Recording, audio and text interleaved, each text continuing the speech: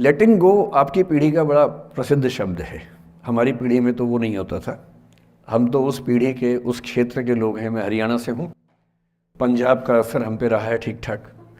हिंदी भाषी हम लोग रहे हैं। अंग्रेज़ी हालांकि मैं बोल लेता हूँ, कोई चिंता की बात नहीं है, लेकिन हिंदी ही मेरी आत्मा की भाषा है। तो जब मैंने सोचा कि लेटिंग गो, मैंने अपनी टीम से पूछा क्या होता है लेटिंग गो।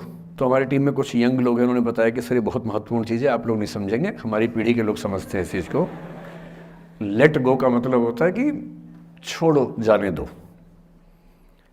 तो मैंने कहा अच्छा, ये तो हमारी पीढ़ी में भी होता था। हम इसके लिए शब्द कुछ और बोलते थे, जैसे मैनू की, तैनू की, छड्डो यार, अरे मटिया दो, अरे भाड़ में जाए, अरे देखा जाएगा, अरे देख लाएंगे। तो हिंदी हो, पंजाबी हो, हरियाणवी हो, बिहार में अरे मटिया दो, तो वहाँ मटिया दो बोल देते हैं। इसलिए अंग्रेजी भाषा में एक मुहावरा आ जाने से ऐसा थोड़ा है कि भारत के लोग उसके बिना काम चला रहे थे। यहाँ भी काम चल ही रहा था लंबे समय से। तो फिर मैंने कहा ये टॉपिक ठीक है, और जिस उम्र के बच्चों को एड्रेस करना है, उस उम्र के बच्चे अक्सर इमोशनल टर्मोइल में रहते होंगे। यही उम्र है जब दिल लगता है, टूटता है, और करियर बनेगा नहीं बनेगा, फेलियर्स मिलते हैं। तो जिस उम्र में इमोशन सबसे ज़्यादा उठापटक करते हैं, उछल कूद मचाते हैं, एंग्जाइटी, डिप्रेशन, ये सब होता है, उस उम्र के बच्चों से बात करने के लिए सबसे मौजूद टॉपिक मुझे यही लगा, सबसे अच्छा टॉपिक यही लगा कि हम इसी पर बात करते हैं। मैं पहले डिस्क्लेमर्स लगा दूं, मैं मनोविज्ञान का अध्यापक नहीं हूं। मैंने साइकोलॉजी में ना एमए किया है, ना एमफिल, ना पीएचडी किया है, ना मैं मोटिवेशनल चीज़ें करने का कोई सर्टिफाइड अध्यापक हूं। मैं तो अपने जीवन के अनुभवों से, साहित्य से, दर्शन से, कानून से, पढ़ते पढ़ते जो मैंने सीखा, और बाकी उस सबसे ज़्यादा सीखा 50 साल के जीवन में, जिसमें से 25 साल का जीवन अध्यापन में और अपना उद्यम करने में खर्च हुआ। अनुभवों से बड़ा कोई गुरु नहीं होता, तो मैं अनुभवों से सीख के बातें करना पसंद करता हूँ। हालांकि हंसराज कोडिस का खौफ इतना ज़्यादा होता है कि जब मुझे पता लगा कि मेरा टाइम फिक्स हो गया आने का, मैंने अपनी टीम से कहा कि यार लेटिंग गो भी कोई किताब है तो देखो मैं देख तो लूँ क्या होता है। तो 2 किताबें उन्होंने भेजी, बड़े भारी भरकम अंग्रेजी ऑथर्स की थी। तो मैंने 4-5 दिन पहले पढ़ना शुरू किया। 5-10 मिनट पढ़ के मुझे लगा कि उससे बात बनेगी नहीं, वो अलग ही टाइप की बातें थी, बड़ी थ्योरेटिकल सी बातें। तो मैंने कहा क्या थियरी में क्या रखा है, हम बच्चों से बच्चों की ज़ुबान में बात करेंगे, उसका मज़ा ज़्यादा है, क्यों थियरी में जाए। तो मैं जो कुछ भी अगले 1 आध घंटे में, मतलब 1 घंटा की, आधा घंटा की, 1.5 घंटा, वो मैं आपके चेहरे से अंदाज़ा लगा लूँगा। आप केवल चेहरे पे भाव ऐसे ले आइएगा कितना आप सुनना चाह रहे हैं। मैं तो अभ्यस्त हूँ, मैं 8 घंटे बिना ब्रेक के पढ़ाता हूँ जनरली, तो मैं तो अभ्यस्त हूँ सुबह से रात तक पढ़ाने के लिए। आप अपना देख लीजिए कितना आप सुनने की हालत में है। और ऐसा ना हो कि मैं अपनी स्पीच सुनने के लिए मोटिवेट करूँगा आपको, वो मैं नहीं करूँगा, है ना। उससे अच्छा, उससे बेहतर ये है कि हम बीच में छोड़ देंगे, और मैं आपकी उम्र का भी ध्यान रखूँगा। छोटे छोटे बच्चे हैं, इतना टॉर्चर ठीक नहीं है, तो ध्यान रखेंगे। पर मेरा ख्याल है कि आपको मज़ा आएगा, क्योंकि आपकी उम्र से जुड़ी बातें हैं, आपको अच्छा लगेगा। मैं सबसे पहले 2 शब्दों में अंतर स्पष्ट करना चाहता हूँ। एक शब्द है गिव अप करना, एक है लेट गो करना। कभी कभी लगता है कि दोनों बातें एक जैसी हैं, पर दोनों बातें एक जैसी हैं नहीं। गिव अप करने का मतलब होता है हार मान लेना। मसलन आप कुछ कोशिश कर रहे हैं, जैसे मैं इसी एग्जांपल से बात करता हूँ। पलक ने कोशिश की कि मैं यहाँ पर आ जाऊँ, कोशिश की, और मैं ये नहीं कहना चाह रहा कि मैं बहुत व्यस्त आदमी हूँ, लेकिन हाँ व्यस्तताएं रहती हैं। मैं आजकल अवॉइड करता हूँ कि कहीं जाऊँ, क्योंकि पता नहीं पिछले 3 साल में ऐसा क्या हुआ, इन्विटेशंस इतने मुझे आने लग गए हैं। मैं 25 साल से पढ़ा रहा था, कोई पूछता भी नहीं था मुझे। ये कोविड में यूट्यूब में पता नहीं क्या हुआ है, अब पता नहीं कहाँ कहाँ से इन्विटेशन आते हैं। कुछ तो ऐसी जगह से आते हैं जिससे कोई दूर दूर तक मेरा संबंध ही नहीं है। कोई बड़ी कंपनी है, उस कंपनी का इन हाउस प्रोग्राम है, कह रहे हैं वहाँ के मोटिवेट कर। तो मैंने कहा यार मैं कैसे मोटिवेट कर दूँ मैं। तो फिर अब हमने पॉलिसी बनाई है कि जितना कम हो सके उतना कम जाएं। रामा जी का आदेश तो मेरे सर माथे पर है, मेरी सीनियर है, मैं उनको मना नहीं कर सकता हूँ, लेकिन जनरली मैं कोशिश करता हूँ कि ना जाऊँ। अच्छा, मना करना खराब लगता है, तो हम क्या करते हैं कि धैर्य की परीक्षा लेते हैं, जैसे इनके लिए हमने सिंपल पॉलिसी है कि जब कोई बच्चा कहे आने के लिए, उसको बोलो कि सर 3 महीने फ्री नहीं है, 6 महीने फ्री नहीं है, 1 साल चंद्रमा पर गए हुए हैं। कुछ ऐसा वैसा बोल के टालो, किसी का दिल भी ना दुखे और मैं भी अपना समय बचा लूँ। तो हमने इनको बहुत परेशान किया, 3 बार 4, मतलब किया तो मेरी टीम के मेंबर ने, पर मेरे निर्देश पे किया, तो आप उनको मत कुछ कहिएगा, मैंने कहा सर। तो 3 बार 4 बार 5 बार टाला, नहीं हो पाएगा, कोशिश करेंगे, अच्छा देखते हैं, नहीं हो पा रहा है, ऐसे करके। अब इनके सामने 2 ऑप्शंस थे। एक ऑप्शन ये था कि हार मान लेती और अंत में बोलती कि चलिए कोई बात नहीं, दुख हो रहा है हमें, ये होता है गिव अप करना। एक दूसरा चांस भी होता है, दूसरा स्टैंड भी होता है कि कोई चीज़ आप हासिल करना चाह रहे हैं, आपको नहीं मिल रही। मसलन ये मुझे बुलाना चाहिए, मैं नहीं आ रहा, मैं बिना बात के भाव खा रहा हूँ, नहीं आ रहा हूँ। और एक समय के बाद ये इस मूड में आ जाती कि भाड़ में जाओ, नहीं यार तो भाड़ में जाओ, तुम जैसे बहुत देखे हैं, एक ढूंढेंगे 100 मिल जाएंगे तुम्हारे जैसे, क्या समझते हो अपने आप को। और फिर मैं कहता मैं आना चाहता हूँ, कहते नहीं हम नहीं बुलाएंगे आपको। ये होता है लेट गो करना। क्यों किसी को इतना भाव देना है भाई? अगर कोई चीज़ नहीं हासिल हो रही तो भाड़ में जाए, क्यों किसी के लिए फ्रस्ट्रेशन झेलनी है, क्यों परेशान होना है? गिव अप करने में और लेट गो करने में इतना ही अंतर है कि आपने हार मान ली या आपने जेल से निकाल दिया, दिमाग से ही निकाल दिया। किसी चीज़ को दिमाग से निकाल देना लेट गो करना है, किसी चीज़ के लिए कोशिश करते करते हार मान लेना और उस हार की फ्रस्ट्रेशन के साथ जीना गिव अप करना है। मुझे खुशी है कि आपकी मोटिवेशनल सोसाइटी के मेंबर्स कम से कम गिव अप नहीं करते। अच्छा वो लेट गो भी नहीं किया मुझे, वरना मेरा सम्मान बच गया। और ये अच्छा है कि इसी विषय पर हम बात करना चाह रहे हैं। मैंने इस बीच में ये भी सीखा कि आपकी उम्र के बच्चों को कुछ भी बताने का सबसे अच्छा तरीका है कहानियाँ सुनाना। और आपकी उम्र की बात नहीं है, लिंक्डइन पर आप भी शायद होंगे, मैं भी वहाँ पर हूँ, जो प्रोफेशनल्स का प्लेटफॉर्म सबसे अच्छा माना जाता है। मैंने देखा कि आजकल जो बड़ी बड़ी कंपनियों के सीईओ हैं या सीएक्सओस कहते हैं, सीएफओ है, सीटीओ है या सीएचआरओ है, जो चीफ ऑफिसर्स होते हैं किसी कंपनी के, उनके लिए स्पेशल कोर्सेज चलते हैं स्टोरी टेलिंग के। और उसमें मान लिया गया है कि अगर आप किसी कंपनी के सीईओ बनना चाहते हैं तो बेसिकली जो स्किल आपको आनी चाहिए वो स्टोरी टेलिंग की आनी चाहिए, आप कहानी सुना सकते हो। मैं सच्ची कहानियाँ सुनाना पसंद करता हूँ, झूठ बोलने से बचता हूँ। मैं आपको 3-4 छोटी छोटी कहानियाँ सुना रहा हूँ। ये सारी कहानियाँ सच्ची हैं, 1-1% सच्ची हैं, पर मैं किसी का नाम नहीं लूँगा, जिनकी कहानी है उनका नाम नहीं लूँगा, उनकी प्राइवेसी का मामला है। पर हाँ, सच्ची कहानियाँ हैं। अच्छी बात है कि इन कहानियों के किरदार हम लोग नहीं बने, ईश्वर करे हम कभी ना बने, लेकिन कहानियाँ सच्ची हैं।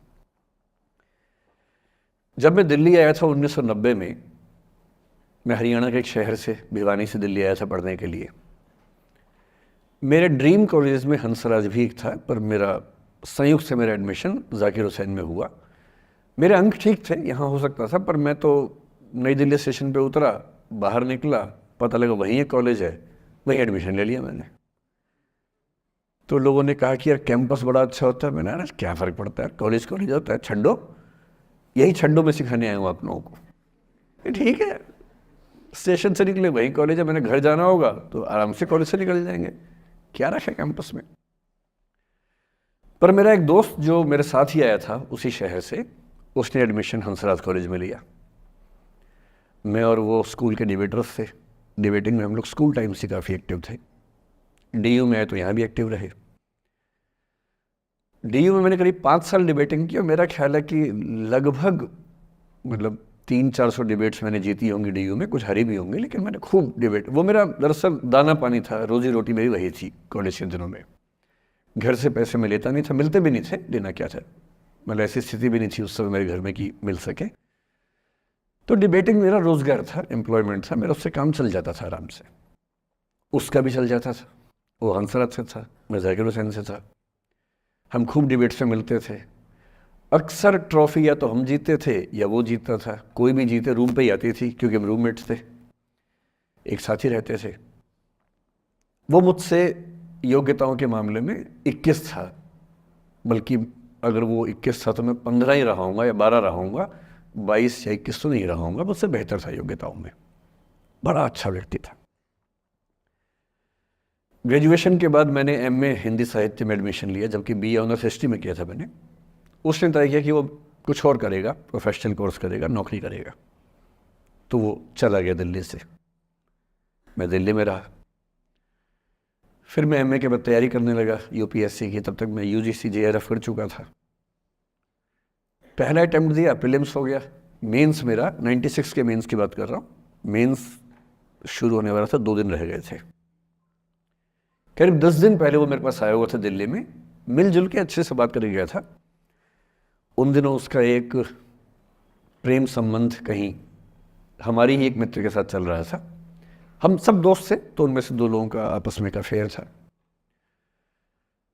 मुझे नहीं पता क्या हुआ, लेकिन मेरे मेन एग्ज़ाम से 2 दिन पहले रात को 12 बजे एक फ़ोन आया और ये बताया गया कि मेरे दोस्त ने फंदा लगा के अपनी जीवन लीला समाप्त कर ली है। वो दिल्ली से दूर था कहीं, और जिस व्यक्ति के बारे में मेरी राय ये थी कि उतना जीवट वाला व्यक्ति कोई हो नहीं सकता, जो ज़िंदगी से हार सकता ही नहीं, जिसके होने से कई लोग हमेशा जीता हुआ महसूस करते हैं, वो चुपचाप एक बंद कमरे में ज़िंदगी से हार गया। मैं आज तक नहीं समझ पाया कि ऐसा कैसे हुआ। बाद में टटोला, उसके पेरेंट्स से बात हुई, भाई से बात हुई। उन्होंने उसकी याद में एक सोशल वर्क शुरू किया ताकि किसी और बच्चे को ऐसा ना करना पड़े। तो जो हल्का हल्का अनुमान हुआ वो है कि शायद कुछ ऐसा था रिलेशनशिप में जो नहीं संभल पाया था, और रिश्ता टूट ना जाए इसका दबाव बहुत ज़्यादा था, और वो दबाव झेल नहीं पाया। इस उम्र में ऐसा फेज़ आता है, कई बार आता है। ये एक कहानी है, हंसराज कॉलेज से ही जुड़ी है, इसलिए मैंने सोचा कि वहीं से बात शुरू करूँ। नाम जैसा कि मैंने कहा मैं नहीं बताऊंगा, तो नाम बताने का मतलब भी नहीं। और वो जिसकी मैं कहानी सुना रहा हूँ, आप लोगों के जन्म से पहले की बात है। आप तो सब 21वीं सदी वाले बच्चे होंगे ना, जेन ज़ी होंगे आप सब लोग, तो ये तो बहुत पुरानी बात है। एक दूसरी कहानी सुनाता हूँ। मैं आपको 2-3 कहानियाँ सुनाऊंगा, फिर उन सबका सार निकाल लेंगे एक साथ हम लोग। दूसरी कहानी ये है कि जब मेरा सिलेक्शन हो गया 97 में, मतलब 96 अटेम्प्ट में पहली बार में मेरा सिलेक्शन हो गया था, मैं एक्सटेंशन लेके तैयारी कर रहा था, और डीयू में मैं पढ़ा भी रहा था उस समय। तब मैं शायद डीएवी कॉलेज में था या अग्रसेन को, मैं 2 जगह पढ़ाया डीयू में, तो उनमें से किसी कॉलेज में पढ़ा रहा था उस समय में। तो उस समय एक लाइब्रेरी है कैंपस में ही, सेंट्रल रेफरेंस लाइब्रेरी, आप जानते होंगे, CRL बोलते हैं, जो विवेकानंद जी की स्टैचू है उसके सामने ही वो लाइब्रेरी है। उस लाइब्रेरी में नीचे सब बैठ के पढ़ते हैं, और टॉप फ्लोर पे रिसर्च फ्लोर है जहाँ MPhil PhD वाले बच्चे पढ़ते हैं। मैं उस समय शायद PhD कर रहा था या MPhil खत्म हुई थी, वहीं बैठता था, पढ़ता था रोज़। कई दोस्त पढ़ते थे हम लोग वहाँ। हम सुबह 8 बजे लाइब्रेरी खुलते ही वहाँ घुसते थे, रात को 1 बजे निकलते थे लाइब्रेरी बंद होने के समय। तो वहाँ एक छत थी, छत पे छोटी सी कैंटीन थी जहाँ हम लोग जब जब बोर होते थे दिन में 3-4 बार जाके चाय पीते थे। चाय पी ली, बिस्किट खा लिया, थोड़ी गप्पे मार ली, वो सब वहाँ करते थे। तो वहाँ मेरे बहुत सारे दोस्त थे, उनमें से कई लोग अब बहुत सीनियर सिविल सर्वेंट्स हैं, कुछ लोग प्रोफेसर्स हैं डीयू में। 2 बच्चे थे मुझसे जूनियर, 3-4 साल जूनियर थे, बड़े प्यारे बच्चे थे। मुझे उस समय तक पढ़ाई लिखाई का शौक अच्छा खासा हो गया था, तो वो रोज़ मेरे साथ बैठते थे केवल बात करने के लिए। किसी मुद्दे पर बहस करनी है तो बहस होती थी, समझते थे। फिर मुझे पता लगा कि वो दोनों रिलेशनशिप में हैं, रिश्ते में हैं, दोनों ने शादी भी कर ली। उनकी योजना डीयू में पढ़ाने की थी या सिविल सर्विस की भी थी, शायद, पता नहीं। मेरा इंटरेक्शन बहुत ज़्यादा उसके बाद रहा नहीं उनसे, क्योंकि मैं सर्विस में चला गया था। इतने जिज्ञासु बच्चे थे दोनों, इतने जिज्ञासु कि उनसे मिलकर तबीयत खुश हो जाती थी, कि हर चीज़ जानने का मन करता था उनका, हर विषय पढ़ने का मन करता था। एकदम जीवन से भरे हुए बच्चे, आंखों में चमक ऐसे। फिर दोनों की शादी हुई तो मैं शादी में जा नहीं पाया। क्योंकि मेरा रिश्ता सिर्फ लाइब्रेरी में 1 घंटा गप मारने वाला था, उससे ज़्यादा था नहीं रिश्ता उनके साथ। फिर सुनता रहता था कि मैं सब बढ़िया चल रहे, पढ़ाई कर रहे हैं, तैयारी कर रहे हैं। इंटरकास्ट मैरिज की उन लोगों ने, खूब हंगामा हुआ, दोनों घर में तलवारें खिंच गई, किसी तरह से तलवारें संभाली गई, मैनेज हुआ, दोनों साथ रहने लगे। और फिर 3-4 साल के बाद एक दिन मैंने खबर सुनी कि उस बच्ची ने फंदा लगा के जीवन लीला समाप्त कर ली।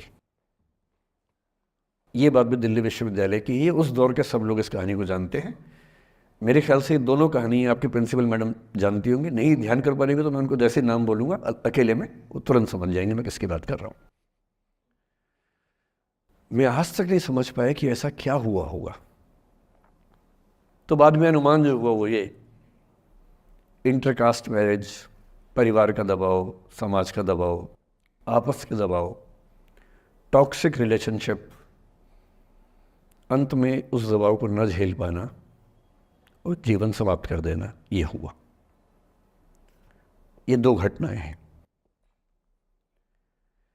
एक तीसरी घटना ये है कि दिल्ली में आज से 25 साल पहले घटना घटी। आप लोग तब बस पैदा हुए होंगे, घुटनों में चल रहे होंगे, या उससे 5-7 साल पहले की बात रही होगी। ये घटना दिल्ली के सब सीनियर लोग जानते हैं, जिनकी उम्र 35-40 साल है वो सब जानते हैं इस घटना को। मोबाइल फ़ोन में वीडियो नया नया आया था उस समय। अब तो आपके हर फ़ोन में वीडियो है, अब तो सामने भी है, ताकि आप वैसा वाला मुंह बना के सेल्फी खिंचवा सके। पाउट बोलते हैं ना, मैं उसको देसी भाषा में सूअर जैसा मुंह बोलता हूँ, और वैसा ही बनता भी है, क्यूट क्यूट सा सूअर जैसा मुंह बना के लोग सेल्फी खिंचवाते हैं, उसको बोलते हैं पाउट। तब तो कैमरा फ़ोन में पहली बार आया था, तब लोग अभ्यस्त नहीं थे। अब जैसे आप लोग कितने अभ्यस्त होंगे, हम भी होने लग गए अब तो। अब हम किसी से बात करते हैं तो हम ये एज्यूम करके चलते हैं कि उसने फ़ोन में कुछ ना कुछ ऑन कर रखा होगा, या तो आवाज़ रिकॉर्ड करेगा या वीडियो बनाएगा। तुम कितने केयरफुल होकर बोलते हैं, कितने कॉन्शियस रहते हैं। और सर्विलांस सोसाइटी की सबसे बुरी बात यह है कि हम हमेशा चौकन्ने रहते हैं, हम सहज हो ही नहीं पाते। सहज रूप से 2 लोग बात कर लें, हो ही नहीं पाता। तो मैं तो अपने ऑफिस में कई बार ऐसा करता हूँ, जब हम 3-4 लोग बैठते हैं इनफॉर्मल बातचीत के लिए, हम सब अपना अपना फ़ोन कमरे के बाहर छोड़ के आ जाते हैं, फिर 2 घंटे बात करते हैं, इस भय से मुक्त होके कि कहीं कोई रिकॉर्ड तो नहीं कर रहा। ये हालत है आज की। उस ज़माने में तो फ़ोन थे। मोबाइल फ़ोन आया था भारत में लगभग 1995 के आसपास पहली बार, बड़ा महंगा था। 16 रुपये प्रति मिनट इनकमिंग, 16 रुपये प्रति मिनट आउटगोइंग, ये रेट से उस समय। और फ़ोन वो थे जिनसे आप कील भी ठोक सकते हैं, वैसे वाले फ़ोन थे, बटन वाले फ़ोन थे। नोकिया एक कंपनी थी, उसके फ़ोन हुआ करते थे। उसके 4-5 साल के बाद क्या हुआ, पहली बार किसी कंपनी ने फ़ोन में कैमरा लगा दिया।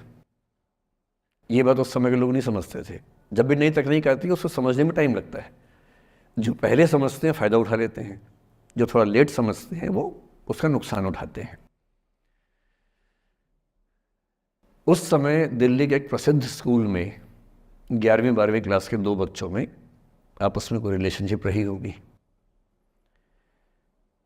वो दोनों किसी ऐसी सिचुएशन में थे जो सिचुएशन बहुत ही प्राइवेट किस्म की थी, बहुत निजी किस्म की थी, जिसको पब्लिक नहीं कर सकते। कुछ फिजिकल रिलेशनशिप जैसा मामला था। उस दुष्ट लड़के ने लड़कों के इतिहास को कलंकित, लड़कों का इतिहास वैसे भी कलंकित ज़्यादा है, उसे और कलंकित करते हुए उस पूरे सिचुएशन का वीडियो बना लिया। ऐसे मामलों में दुर्भाग्य है, मैं लड़का हूं इसलिए लड़के पवित्र थोड़ा ना हो जाएंगे। लड़का है, इतिहास कलंकित तो है, उसका वीडियो बना लिया और दुष्टता का चरम स्तर निभाते हुए वो वीडियो अपने एक दोस्त को शेयर कर दिया। ये कहे कि किसी और को दिखाना मत, जैसा कि होता है अफवाहों की दुनिया में। हर अफवाह एक व्यक्ति एक को ही बताता है, ये कह के किसी और को मत बताना, और अगला व्यक्ति भी अगले को यही कह के बोलता है किसी और को मत बताना। और इस तरह से पूरे शहर को खबर होती है और सबको लगता है कि सिर्फ मुझे पता है। वो वीडियो फैल गया। नए नए फ़ोन आए थे, पर वो फ़ोन कम लोगों के पास थे, कैमरे वाले फ़ोन। तो फ़ोन से कितना फैलता? ज़्यादा नहीं फैला। लेकिन उस समय दिल्ली की एक कुख्यात मार्केट हुआ करती थी, पालिका बाज़ार, अभी भी है, पर तब वो कुछ और कामों के लिए कुख्यात हुआ करती थी। अब तो कपड़े मिलते हैं, तब कपड़ों के साथ कई चीज़ें और मिलती थी वहाँ। जैसे गंदी फिल्मों की सीडी चाहिए हो तो वहाँ मिलती थी, ग्रे मार्केट में, चोरी छिपे। इस वीडियो को सीडी में कन्वर्ट करके लोगों ने वहाँ से खरीदा, लाखों करोड़ों की संख्या में। नए नए टेलीविज़न चैनल प्राइवेट आए थे, और प्राइवेट टीवी चैनल को खबरों की भूख इतनी होती है कि वो खबर के लिए जान दे सकता है और जान ले भी सकता है किसी की। 24 घंटे इस खबर पे, इस चीज़ पर खबरें चल रही थी सारे चैनल्स में कि ये वो लड़का है जिसने ऐसा किया, ये वो लड़की है, ये वो स्कूल है, इस स्कूल की प्रिंसिपल से बात करेंगे, इससे बात करेंगे। वो जो बच्ची थी जिसकी इसमें कोई गलती नहीं थी, सिवाय इसके कि वो किसी एक लड़के से प्रेम करती थी, जो कि उस उम्र में बच्चे कर बैठते हैं। इसके लिए बहुत चिल्लपौनी मचानी चाहिए। अब बच्चों को आप हर बात पे अपराधी नहीं मान सकते। उस बच्चे की गलती सिर्फ इतनी थी कि उसने अपने दोस्त पे भरोसा किया, जो भरोसे के लायक था नहीं। वो नीच किस्म का व्यक्ति था जिसने उस संबंध की गरिमा को समझा नहीं। उस बच्ची के घर के बाहर 24 घंटे न्यूज़ चैनल से कैमरे खड़े रहे। घर से कोई भी निकले, 50 कैमरे पीछे। आप बताइए आपकी बेटी कैसी है, आप बताइए आपकी बहन कैसी है। अंत में उस पिता ने अपनी बच्ची को इस देश से बाहर भेज दिया। उसके कुछ दिन बाद की जो खबर टीवी चैनल से नहीं दिखाई, उसके पिता ने आत्महत्या कर ली। ये तीसरा इंसिडेंस है। ये सारी खबरें सच्ची बता रहा हूं मैं, इनमें से एक भी झूठ नहीं है। झूठी कहानियों से मोटिवेशन दिया जा सकता है, मैं जानता हूं, पर जब सच्ची कहानियां हैं तो मैं झूठ क्यों बोलूं? सारी सच्ची कहानियां बता रहा हूं मैं आपको। एक चौथी कहानी जो आप में से कई लोगों की होगी। मेरा एक स्टूडेंट है, सिविल सर्वेंट है, सीनियर लेवल पे है, करीब 40 साल का है। उसने आज तक शादी नहीं की। क्या उसकी शादी करने की इच्छा नहीं थी? पूरी इच्छा थी। फिर क्यों शादी नहीं की? भाई कुछ लोग तो होते हैं कि शादी करनी ही नहीं, कोई मिशन है। योगी जी हैं, मोदी जी है, ठीक है, उनका तो मिशन है। ममता जी है, उनका मिशन है। पर जिसका जीवन में ऐसा कोई मिशन नहीं है और जिसको प्रेम करने का मन भी करता हो, वो तो शादी करता है आमतौर पे। उसने शादी क्यों नहीं की जानते हैं? जब वो 25-26 की उम्र में था, जब वो मेरा विद्यार्थी भी था, एक दिन मेरे पास आके बोला कि सर एक बात करना चाहता हूँ। मुझसे मेरे स्टूडेंट्स ऐसी बातें खूब करते हैं पर्सनली आके, अब तो मैं टाइम कम दे पाता हूँ, पहले तो ये सब होता रहता था क्लास के अलावा। एकदम रोता हुआ आया, आंखों में आंसू भरे हुए बहुत सारे। मैंने क्या हो गया भाई?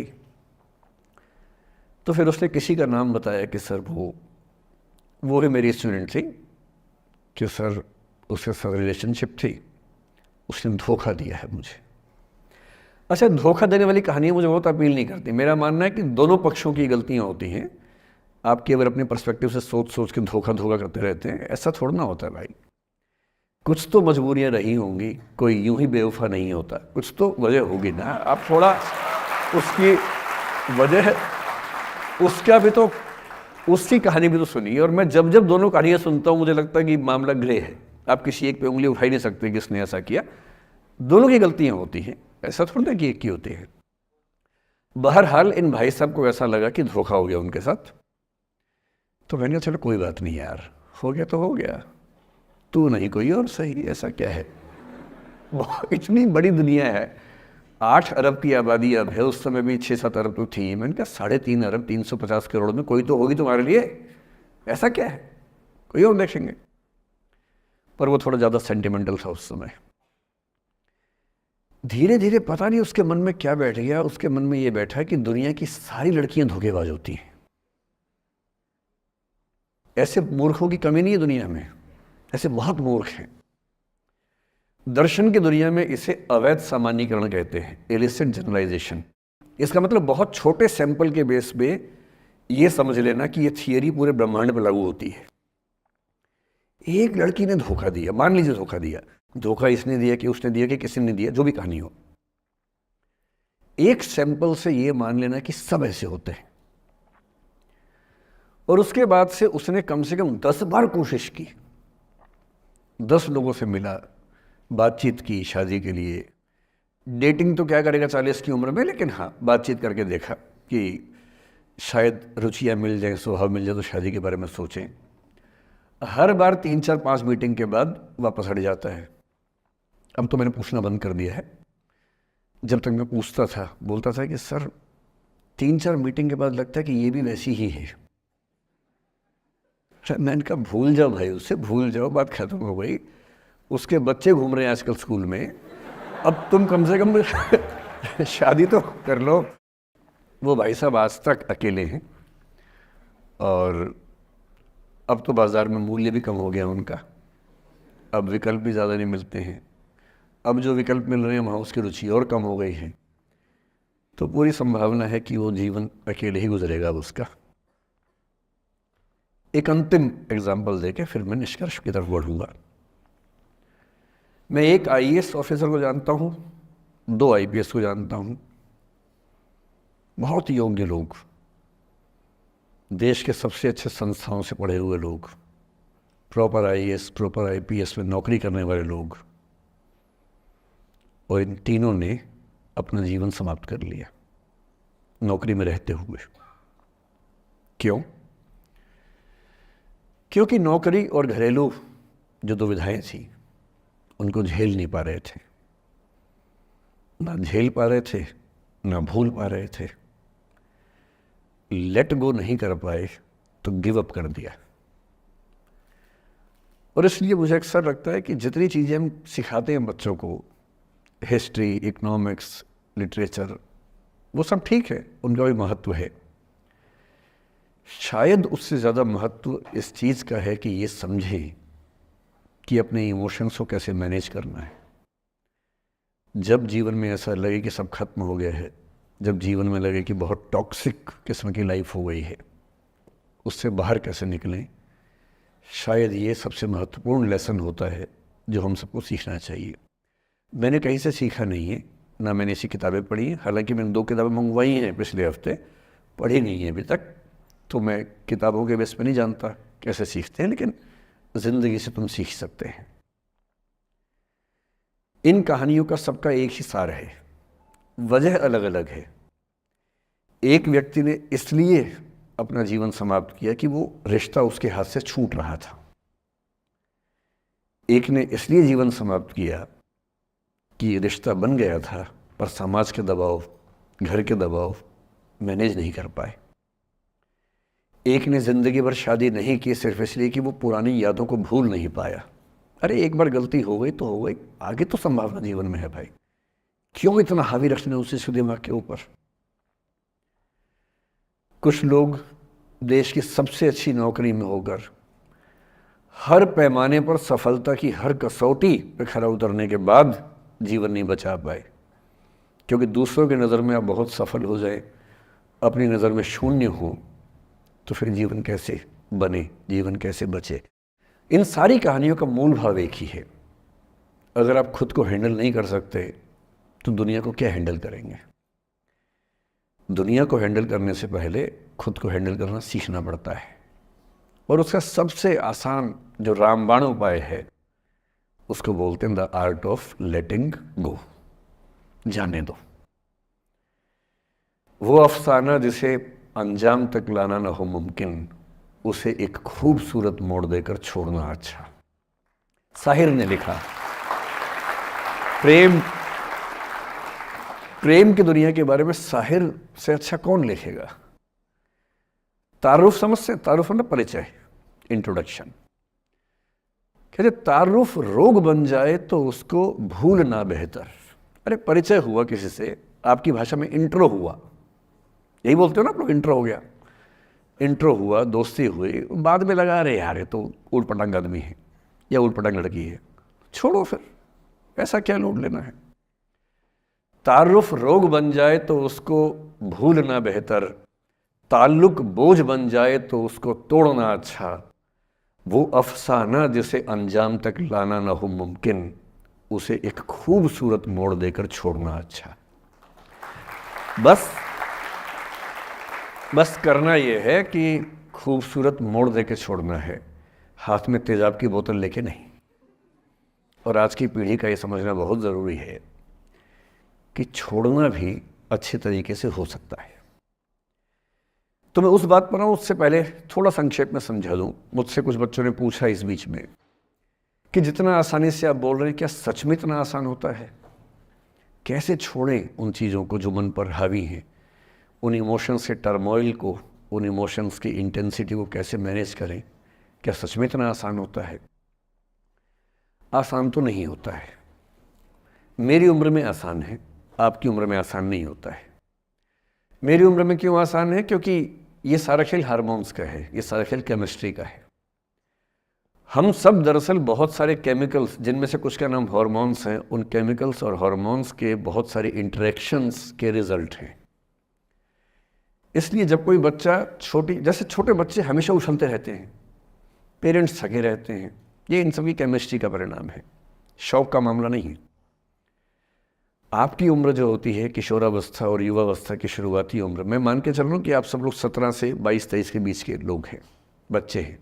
कुछ तो अभी शादी भी नहीं कर सकते होंगे, वो वाले होंगे ना। लड़के तो नहीं कर सकते होंगे भी, 21 के कहाँ हुए होंगे। तो वो वाली उम्र आप लोगों की है।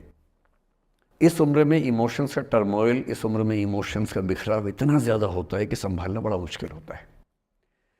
जैसे जैसे आप मैच्योर होंगे, बड़े होंगे, बूढ़े होंगे, बूढ़े और मैच्योर काफ़ी हद तक समानार्थक शब्द होते हैं। बूढ़ा आदमी आमतौर पर मैच्योर हो ही जाता है, और जो मैच्योर हो जाता है उसको लोग बुढ़ा ही बोलते हैं, चाहे वो दोस्त हो आपका। तो मैच्योर होने के बाद मैच्योरिटी के कई लक्षण हैं, 10-20 लक्षण। उनमें से एक ये है कि आपके इमोशंस में इंटेंसिटी उतनी नहीं रह जाती जितनी बचपन में होती है। मसलन कोई आपका दोस्त आपसे कुछ खराब कह दे, आप 3-4 घंटे बेचैन रहेंगे, बार बार मैसेज टाइप करेंगे, फिर डिलीट करेंगे, फिर टाइप डिलीट, वो भी टाइप डिलीट चल रहा है। एक दिन हो गया बात हुए, ना वो पढ़ पा रहे हैं, ना आप पढ़ पा रहे हैं, बेचैनी चरम पे है। अब इतना ही मामला है, नाक का सवाल है कि पहले कौन झुकेगा। सारे संबंधों में स्तर इसी बात से तय होता है कि पहले कौन झुकेगा, और जो एक आध बार झुक गया वो जिंदगी भर झुकता है उसके बाद। इससे लोग शुरू में बहुत केयरफुल होते हैं कि झुकना नहीं है। 3-4 ज्ञानी पीछे बैठे ही होते हैं कि नहीं, झुकना नहीं है, वो झुकेगा, वो झुकेगी, तू क्यों झुकेगा। इन ज्ञानियों से बचना बहुत ज़रूरी है, ज़िंदगी जहर बना देंगे आपकी। अब दोनों ईगो फाइट कर रहे हैं कि पंजा किसका गिरेगा, इस पर फाइट चल रही है। 2 दिन हो गए, 3 दिन हो गए, उसके बाद एक आध आदमी पिघल जाता है, उसको लगता है भाड़ में जाए यार, बात ही नहीं हो पा रही, तुम ईगो कर रहे हो। फिर वो फ़ोन मिलाता है, ये भी फ़ोन की इंतज़ार में 3 दिन से सो भी नहीं रहा बेचारा। हीरो बेशक बन ले पर बेचैन तो भाई।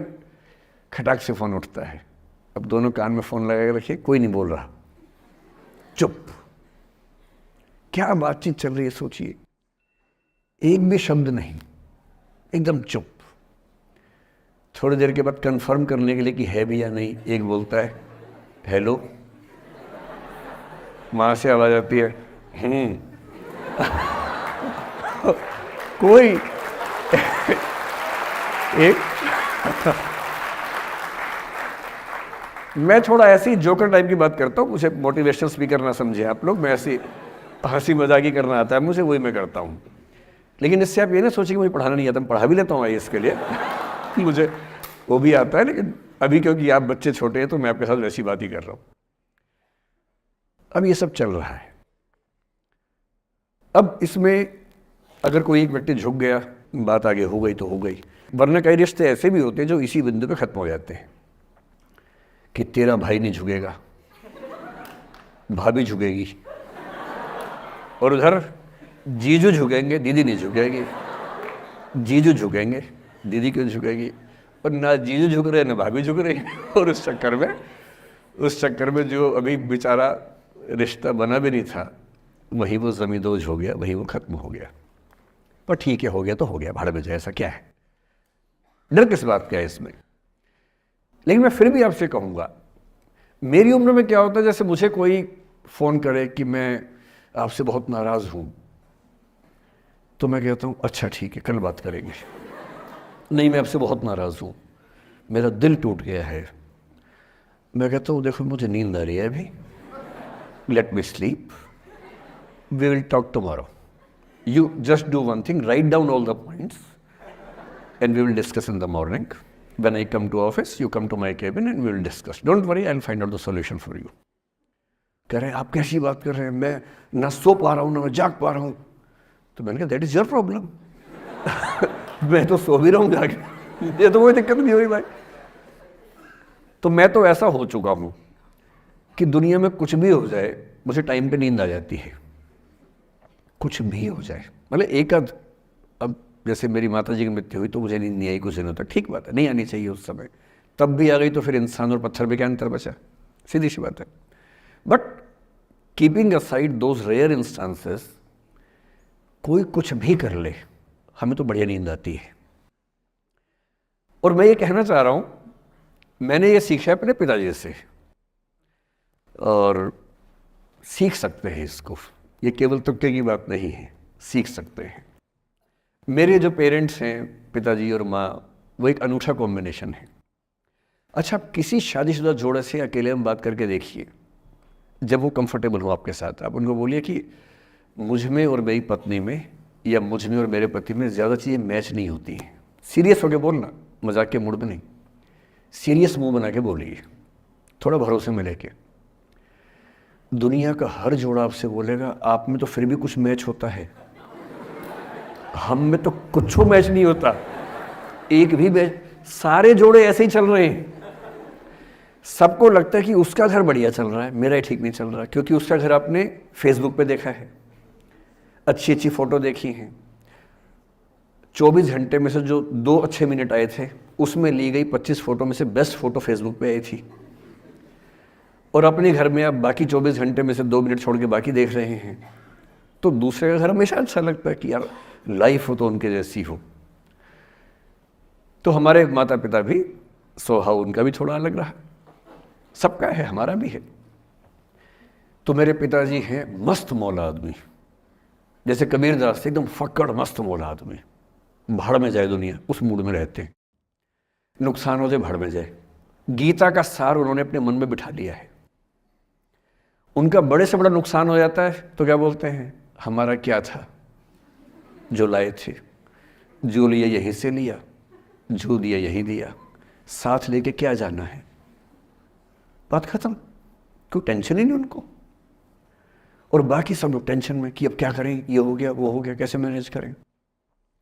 मेरी माँ को तनाव हो जाता था, और जब पिताजी ऐसे हो तो माँ को तनाव होगा, सीधी सी बात है। अगर माँ वैसी होती पिताजी तनाव में रहते हैं, तो सामान्य बात है। जब घर में एक व्यक्ति मस्त मौला हो तो बाकी लोग तनाव तो फिर बांटेंगे ना आपस में। वो बड़ा तनाव में रहती थी, उनको घर की चिंता, बच्चों की चिंता बहुत सताती थी। पिताजी भी चिंतित थे बच्चों को लेकर, जैसे कोई पिता होता है, पर उनकी नेचर थी कि ठीक है देख लेंगे जो होगा, अरे देख लेंगे, अरे भाड़ में जाओ, उस मूड में रहते हैं, आज भी रहते हैं। मेरी माँ 73 की उम्र से कुछ महीने पहले चल बसी, उनका जीवन समाप्त हुआ। मतलब मुझे नहीं पता कि जीवन क्यों समाप्त होता है, क्योंकि बड़े बूढ़े कहते हैं कि हर व्यक्ति की सांस का इतिहास है, सांसें लिखी हुई हैं ईश्वर ने, उतनी सांसें मिलेगी। मुझे बहुत भरोसा इस बात में है नहीं, क्योंकि भगवान ऐसा क्यों करेगा कि जापान में सांसें ज़्यादा लिखेगा और अफ्रीका में कम लिखेगा, भगवान ऐसा क्यों करेगा। और अगर सांसें पहले से लिखी हुई हैं तो हमारी जीवन प्रत्याशा क्यों बढ़ती जा रही है। अगर सांसें पहले से फिक्स हैं तो आज़ादी के समय से लेकर आज के 70 साल में जीवन प्रत्याशा लगभग 2.5-3 गुना बढ़ गई। और हम ये भी कहते हैं कि लोग खराब हैं। अगर लोग बुरे हैं तो जीवन छोटा होना चाहिए कर्मों के हिसाब से। लोग खराब हैं और जीवन बड़ा होता जा रहा है। तो मुझे उन मान्यताओं में बहुत भरोसा है नहीं कि सांसें लिखी हुई हैं। अगर सांसें लिखी होती तो मनुष्य की औसत आयु 25 साल से ऊपर नहीं होनी चाहिए थी, 25-30 मैक्सिमम। और हम 70-80 साल धूमधाम से जी रहे हैं, जिसका मतलब है कि ये भगवान से ज़्यादा इंसान ने लिखा है, मेडिकल साइंस ने लिखा है, वैज्ञानिकों ने लिखा है। और मैं ऐसा व्यक्ति हूँ, मैं बहुत धार्मिक व्यक्ति हूँ नहीं, और मैं इसको छिपाता भी नहीं हूँ। मैं बहुत छिप छिप के बहुत जी लिया। अब मैंने ठान लिया कि मैं जैसा हूँ वैसा रहूँगा। ना मुझे किसी पार्टी से मतलब है, ना किसी विचारधारा से मतलब है। मैं विचार वाला आदमी हूँ, धारा वाला नहीं हूँ। जिसको धारा में बहना है बहे, हम तो अकेले चलेंगे, विचार के साथ चलेंगे। जो ठीक लगता है वो बोलेंगे और वैसे ही रहेंगे। हाँ, गलत बोलने से बचता हूँ, किसी के बारे में गलत बोलना मुझे अच्छा नहीं लगता है, लेकिन जो सही लगता है वो तो बोलूँगा ना भाई। मेरे पिताजी 81 साल के हैं, अभी 81 साल के हुए कुछ दिन पहले, और एकदम मस्त मौला आदमी है, मुझसे ज़्यादा युवा हैं। मैं 50 साल का बूढ़ा हूँ, वो 81 साल के युवा हैं। उनके चेहरे की चमक, मतलब कई ट्यूबलाइट फेल है उनके सामने, ऐसी चमक चेहरे पर रहती है। क्यों रहती है? उसकी एक वजह यह कि वो रोज़ सुबह 2-3 घंटे प्राणायाम, योग, ध्यान, बहुत कुछ करते हैं। उनका भोजन इतना संतुलित है, सप्ताह में कम से कम एक बार, कभी कभी महीने में 4 से ज़्यादा 6-7 बार उपवास करते हैं पूरा पूरा। वो सब चीज़ें उनके अभ्यास में हैं जो मेरे अभ्यास में उतनी नहीं है। मैं भी कोशिश करता हूँ पर अभी उतना सफल नहीं हो पा रहा हूँ। पर मेरी राय में उनके इस सुंदर जीवन का सबसे बड़ा राज ये क्षमता है कि वो हर चीज़ को लेट गो कर देते हैं। तनाव उनके पास आता है तो फिसल के निकल जाता साइड से, लेते ही नहीं तनाव किसी बात का। कुछ भी हो जाता है तनाव ही नहीं लेते। और मुझे लगता है कि काश ये चीज़ मेरी माँ के स्वभाव में होती, कम से कम 10 साल उनका जीवन और ज़्यादा तो होता। और मैं अपने अनुभव से बता रहा हूँ, बहुत विश्वास से बता रहा हूँ। मैं ना सोने जागने में नियमित व्यक्ति हूँ, ना मैं बहुत कसरत करता हूँ।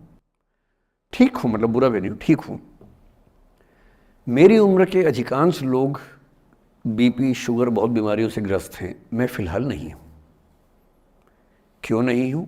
मेरे पास इसका उत्तर एक ही है, मैं लोड लेता नहीं किसी बात का, दबाव लेता नहीं, तनाव लेता नहीं। भाई अच्छा हो रहा है तो भी ठीक है। जब मैं सफल, जैसे मैं 3 साल में पिछले काफ़ी सफल हो गया, जितना मुझे नहीं होना चाहिए था, मैं तो कैसे हो गया हूँ सफल। अगर मैं सफल हो गया तो मैं इस बात का लोड भी नहीं ले रहा कि मैं सफल क्यों हो गया। अरे हो गया तो कैसे हो गया, कई लोग हो जाते हैं, हम भी हो गए, ऐसा क्या है। कल को नहीं रहूंगा, मान लीजिए, ऐसा हो सकता है, कल को फेल हो जाऊं कहीं। फेलियर को पचाना पता नहीं कितना मुश्किल होता होगा लोगों के लिए। मैं अपने बारे में जानता हूं, मुझे मुश्किल नहीं होने वाला, क्योंकि मैंने सफलता का लोड लिया ही नहीं अपने ऊपर। विफलता मुझे क्या प्रभावित करेगी, बहुत फर्क नहीं पड़ता है। और मैं दावे से कह रहा हूं कि यदि ये टेम्परामेंट आपका हो, जो मेरे पिताजी से मैंने सीखा है, तो आप जिंदगी में सफल कितने होंगे वो एक अलग पैरामीटर है, पर आपकी ज़िंदगी शानदार होगी। और जितनी ज़िंदगी आपकी है, जितनी सांसें आप कहते हैं कि लिखी हुई हैं, गारंटी से कह रहा हूँ कि 10 साल बढ़ जाएंगे। कुछ और लोगों के आप कम कर देंगे अलग बात है, लेकिन अपने 10 साल बढ़ा लेंगे।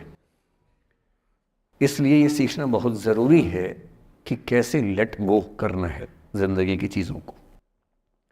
3-4 प्रसंग होते हैं। एक होता है कि आप किसी को बहुत चाहते हैं पर वो आपको नहीं चाहता। आपकी उम्र में ये सब तो खेल होता है, और क्या खेल होता है। मेरे घर में 2 बच्चे हैं 17 साल के, तो मैं उनको देख के समझता रहता हूँ। वो मुझसे छुप छुप के किसी से बात करते हैं और मैं छुप छुप के सुन लेता हूँ। तो उन्हें नहीं पता, मुझे तो नाम भी पता है किससे बात करते हैं, एक आध का तो एड्रेस भी पता है मुझे। और मैं तो बच्चों को बोलता हूँ कभी जाना वाना हो तो मैं ले चलूँगा, चिंता मत करना, बोल देना कि ड्राइवर साथ में आया है, टेंशन मत लेना। तो मेरे तो बच्चे मेरे दोस्त हैं, मैं तो बड़ा दोस्ती के भाव में रहता हूँ। मेरा एक ही बेंचमार्क है कि वो जिस उम्र में जैसे हैं मैं कैसा था, और वो मुझसे अच्छे चल रहे हैं। उससे ज़्यादा उम्मीद मुझे करने में नहीं चाहिए। मैंने जो कुकृत्य 8वीं क्लास में किए थे उन्होंने 11वीं क्लास में किए, तो बहुत है। मैं ये क्यों मान के चलूँ कि वो देवी देवता पैदा होंगे? मेरे ही तो बच्चे हैं भाई। जीन तो मेरे ही है, तो कैसे देवी देवता हो जाएंगे? तो ज़्यादा उम्मीदें क्यों पालनी है बच्चों से भी? मैं क्यों चाहूँ कि मेरा बच्चा आईएएस जॉब करे? क्यों करे? वो आईएएस भी क्यों करे? उसका मन करेगा तो करेगा, नहीं करेगा तो भाड़ में जाए। अगर वो कहेगा कि मुझे स्टार्टअप करना है, स्टार्टअप कर लो भाई। अगर वो कहेगा मुझे कुछ और नौकरी करनी है प्राइवेट सेक्टर में, तो वो कर लो। मैं क्यों ठेकेदार बनूं उसका भाई? मैं क्यों ये चाहूँ कि वो मेरे रास्ते पर चले, मुझसे बेहतर बने? ये सब बेकार की बातें हैं। और पेरेंट्स, आज तो बच्चों से बात कर रहा हूँ, जैसे मैं पेरेंट्स से बात करता हूँ उनकी बहुत क्लास लगाता हूँ कि पेरेंट होना और बच्चे का दुश्मन होना कई बार बराबर हो जाता है। और यदि आप नहीं चाहते कि आप बच्चों के दुश्मन बने, बहुत सारे लोग मन ही मन में पेरेंट से नफरत करते हैं, माँ बाप से नफरत करते हैं, क्योंकि माँ बाप ने पेरेंटहुड का धर्म ठीक से निभाया नहीं। उन्होंने इतनी इच्छाएं थोपी, इतने दबाव बनाए कि बच्चों को ज़िंदगी के कई फैसले इस दबाव में करने पड़े कि मेरे पेरेंट्स ये चाहते हैं, वो बन ही नहीं पाए जो वो थे। और दुनिया में सबसे बुरी स्थिति है वो न हो पाना जो आप हैं। अपनी सहजता से दूर होना, इससे बड़ी बुरी कोई स्थिति नहीं। साहित्य में इस पर खूब लिखा गया है। कामायनी एक रचना बड़ी प्रसिद्ध है जयशंकर प्रसाद की, उसमें मूल समस्या ही ये है, ज्ञान दूर कुछ क्रिया भिन्न है, इच्छा क्यों पूरी हो मन की, एक दूसरे से न मिल सके यही विडंबना है जीवन की। आपका दिमाग कुछ कहता है, दिल कुछ कहता है, कर कुछ हो रहे हैं आप। जिस व्यक्ति का दिमाग, दिल और हरकतें आपस में कनेक्टेड हैं, कंसिस्टेंट हैं, उससे ज़्यादा सुखी कोई मनुष्य नहीं है।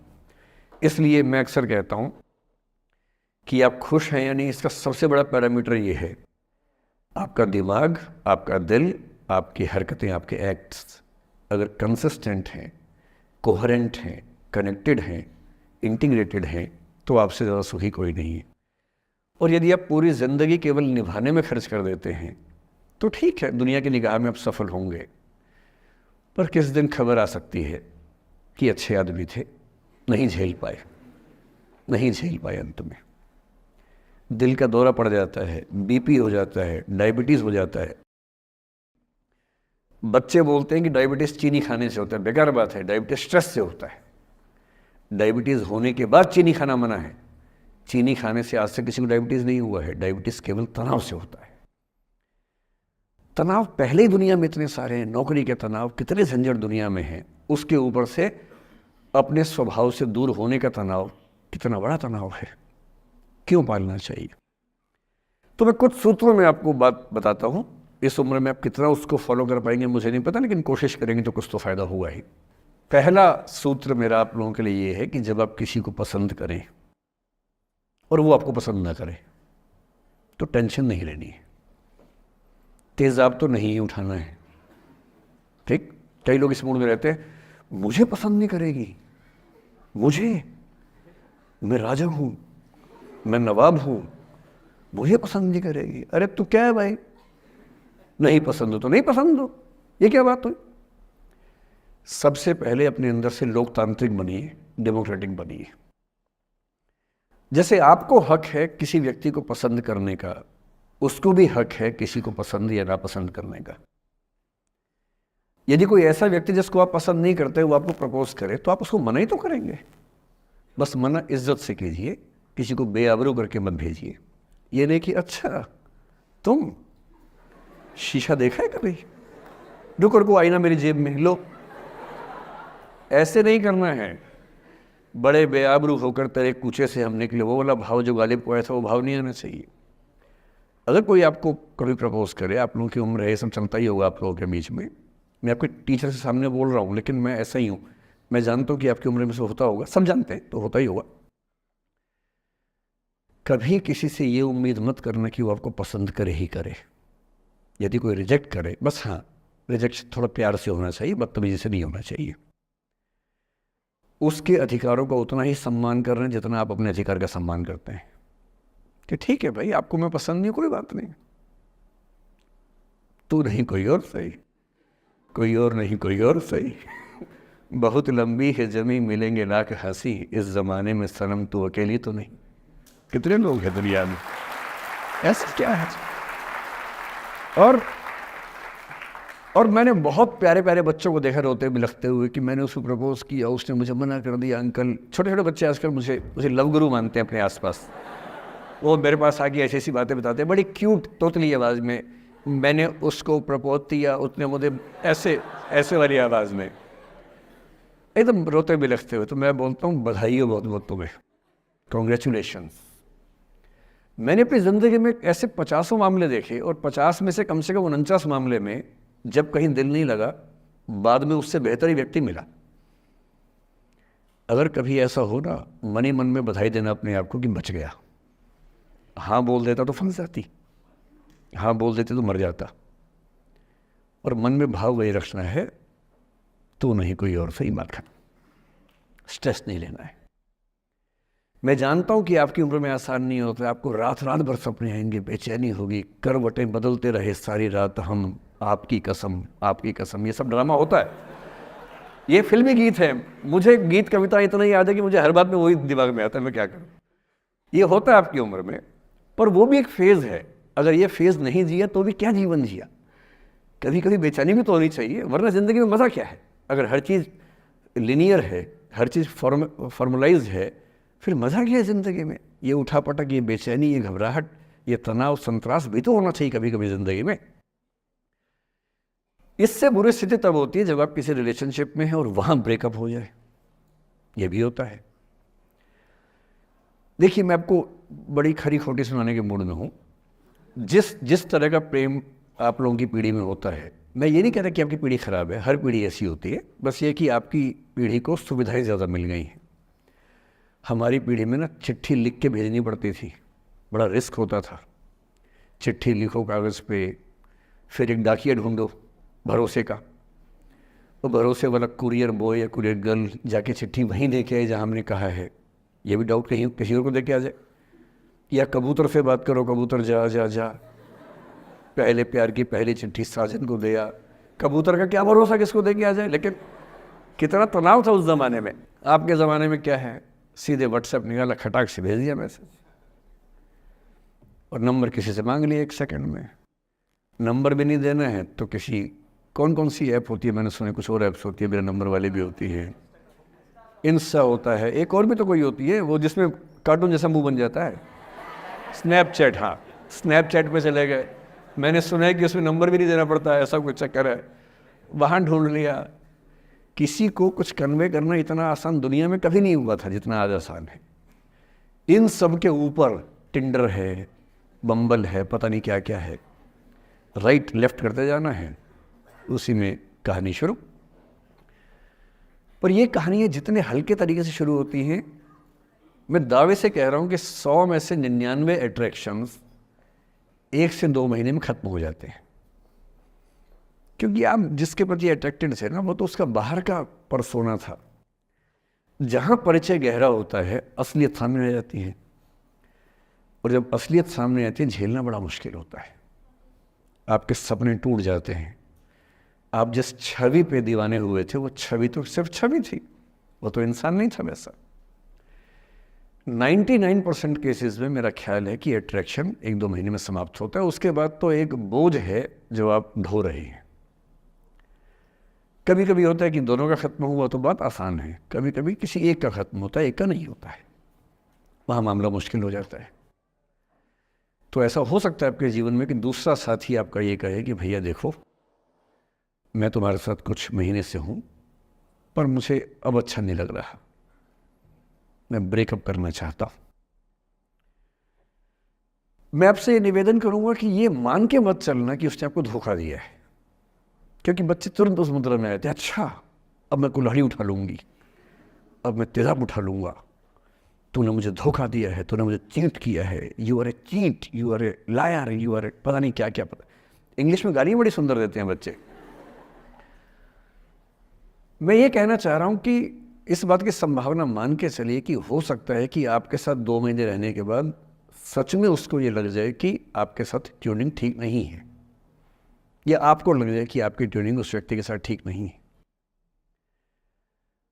और किसी मुर्दा को अपने पास पकड़ के रखना उसका मज़ा नहीं है। आप किसी को बांध तो लेंगे, पर जब उसका दिल आपके पास है ही नहीं, दिल विहीन लाश अपने पास टिका के रखना, एक मुर्दे को बांध के रखना, इससे बेहतर है जाने दो। बांधना नहीं, बांधते वो हैं जिनमें असुरक्षा बहुत ज़्यादा होती है। उस असुरक्षा से बचने का उपाय खुद को बेहतर बनाना है। आप इतने बेहतर हों कि आपको चाहने के लिए हज़ारों लोग हों। क्यों आप इतना डिपेंडेंट होते हैं कि इस एक व्यक्ति के अलावा मेरा कोई है ही नहीं दुनिया में, ऐसा क्यों सोचना है। और ऐसे ही मामले में ये करना है वो अफसाना जिसे अंजाम तक लाना ना हो मुमकिन, उसे एक खूबसूरत मोड़ देकर छोड़ना अच्छा। और ये खूबसूरत मोड़ कैसे होगा? अगर कोई जाना चाह रहा है तो आपके पास 3 ऑप्शंस हैं। एक, ना उसको अच्छे से बात करे, ना खराब से बात करे, न्यूट्रल होके जाने दे। एक, उसको धमकी दे, बर्बाद कर दूंगा, छोड़ूंगा नहीं। तो निकल के देख घर से, तेरे एड्रेस पता करवा लूँगा। मेरे साथ 50 दोस्त हैं, मेरे सारे आवारा हैं, सारे बेरोज़गार हैं, सारे कुंठित लोग हैं, सारे गुंडे मवाली हैं, उनका धंधा यही है, तेरे पीछे छोड़ दूंगा सबको। एक ही तरीका है। और तीसरा ये कि ठीक है यार, ऑल द बेस्ट, जा सिमरन जा, जी ले अपनी ज़िंदगी। अरे ठीक है, हो सकता है मैं तुझे ठीक नहीं लगा, कोई बात नहीं, लेकिन किसी से मिलो तो बढ़िया से मिलना, तेरी ज़िंदगी अच्छी हो। मैं भी ढूंढ ही लूँगा किसी न किसी को, थोड़ी हेल्प कर दियो, कहीं इंट्रो करवा दियो मेरी भी, लेकिन ठीक है तू भी जा। ये होता है खूबसूरत मोड़ देकर छोड़ना। अच्छा, चिपकू नहीं बनना है किसी के पीछे, ना बोरा जाना है कि तुम जाओ, मैं तो दीवाना, स्थाई दीवाना हूँ तुम्हारा। कोई जब तुम्हारा हृदय तोड़ दे, तड़पता हुआ जब तुम्हें छोड़ दे, तब तुम मेरे पास आना प्रिय, मेरा दर खुला है, खुला ही रहेगा तुम्हारे लिए। वाह। पहले के ज़माने में बेरोज़गारी का ये लक्षण था। हम जब छोटे थे ये गाने सुनते थे, हम ये सुन के बड़े हुए कि ऐसे ही करना पड़ता है शायद प्रेम में। तो हमारे स्कूल में लोगों ने इसका पैरोडी बनाई, जब कोई तुम्हारा सर फोड़ दे, तड़पता हुआ जब तुम्हें छोड़ दे, तब तुम मेरे पास आना प्रिय, ये क्लिनिक खुला है, खुला ही रहेगा तुम्हारे लिए, तो बस आ जाना। जब कोई तुमको सड़क पे छोड़ दे, गाड़ी अपनी वहाँ से मोड़ ले, तब तुम मेरे पास आना प्रिय, ये ठेला खड़ा है, खड़ा ही रहेगा तुम्हारे लिए। क्यों भाई, क्यों खड़े रहोगे, बेरोजगार हो क्या? अरे ठीक, जा सिमरन जा, जी ले, और मैं भी जा रहा हूँ जीने के लिए। ये दीवाना नहीं बनना है कि तुम मतलब मुझे ना चाहो तो कोई बात नहीं, किसी और को चाहोगी तो मुश्किल होगी। अजीब हाल है यार, तुम ठेकेदार हो कि तेरा ठेका मेरे पास है, नहीं तो किसी के पास नहीं है। अजीब हाल है। अरे ठीक है भाई, उसकी ज़िंदगी है, जीने दो उसको। क्यों किसी की ज़िंदगी में इतना हावी होने का प्रयास करना है? जब आप नहीं चाहते कि आपकी ज़िंदगी में कोई हावी हो, आप क्यों किसी की ज़िंदगी में इतने हावी होंगे? और जब बहुत दर्द हो ना, हमेशा दूसरे के पर्सपेक्टिव से भी सोच के देखिए कि उसको ऐसा क्यों करना पड़ा। क्या पता कोई मजबूरी हो, कभी कभी होती है। मैं बुद्ध की मजबूरी सोच के परेशान होता हूँ कई बार, और फिर मैं सोचता हूँ कि काश यशोधरा जैसा व्यक्तित्व सबका होता। बुद्ध की रियल कहानी क्या है शायद किसी को नहीं पता। मैं जिस कहानी की बात कर रहा हूँ, मैथिली शरण गुप्त नाम के एक बड़े प्रसिद्ध कवि ने यशोधरा नाम की पुस्तक में वो कहानी लिखी है, भूमिका में जिक्र किया। बुद्ध बचपन से ही थोड़े से वैरागी किस्म के व्यक्ति थे। उनकी कुंडली देख के एक ज्योतिषी ने बताया भी था। माता पिता बहुत परेशान थे, शुद्धोदन उनके पिता का नाम था। माता पिता ने बहुत कोशिश की कि इस बच्चे का मन विरक्त न हो। अच्छा महल बनवाया, सारी सुविधाएं दी। जैसे ही बुद्ध थोड़े से किशोरावस्था में आए, उस समय की दुनिया की सबसे खूबसूरत महिला से, लड़की से, यशोधरा से उसकी शादी करवा दी। यशोधरा के पिता ने काफ़ी एग्ज़ाम लिए बुद्ध जी के, वो सारे एग्ज़ाम में पास हुए, तब जाके शादी हुई, ऐसे नहीं हुई। शादी हुई तो बुद्ध भी ठीक था, रमे रहे उस जीवन में। बेटा हुआ उनका राहुल। अब बुद्ध की विरक्ति का भाव बढ़ता जा रहा था। 29 साल की उम्र के आसपास ऐसा हुआ कि उन्होंने एक मृत व्यक्ति को देख लिया, एक बूढ़े को देखा, एक भिखारी को देखा, एक बीमार को देखा। विरक्त हो गए और उनका मन हुआ घर छोड़ दूं, ज्ञान की खोज में चला जाऊं। अब ज्ञान की खोज में जाएं, उनको पता है कि भाई मेरी पत्नी भी है, मेरा बेटा भी है, राज्य भी है, कैसे छोड़ दूं? छोड़ना जरूरी है। अंदर की आवाज है कि छोड़ो, तुम इस चीज के लिए नहीं बने हो, तुम्हारा स्वधर्म कुछ और है। बाहर की जिम्मेदारी है कि छोड़ नहीं सकते। मैं अनुमान करता हूं कि बुद्ध ने शायद अपने पिताजी से कहा हो कभी कि पिताजी मैं बहुत परेशान हूं, छोड़ना चाहता हूं। तो पिता ने समझा बुझा के मना किया होगा कि बेटा शोभा नहीं देता, ऐसा मत करो।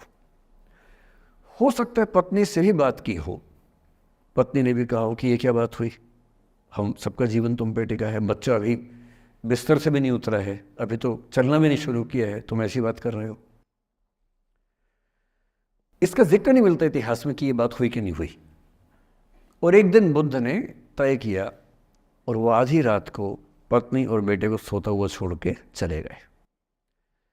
इसको बौद्ध परंपरा में महाभिनिष्क्रमण कहते हैं, बुद्ध का अपने घर से निकल जाना।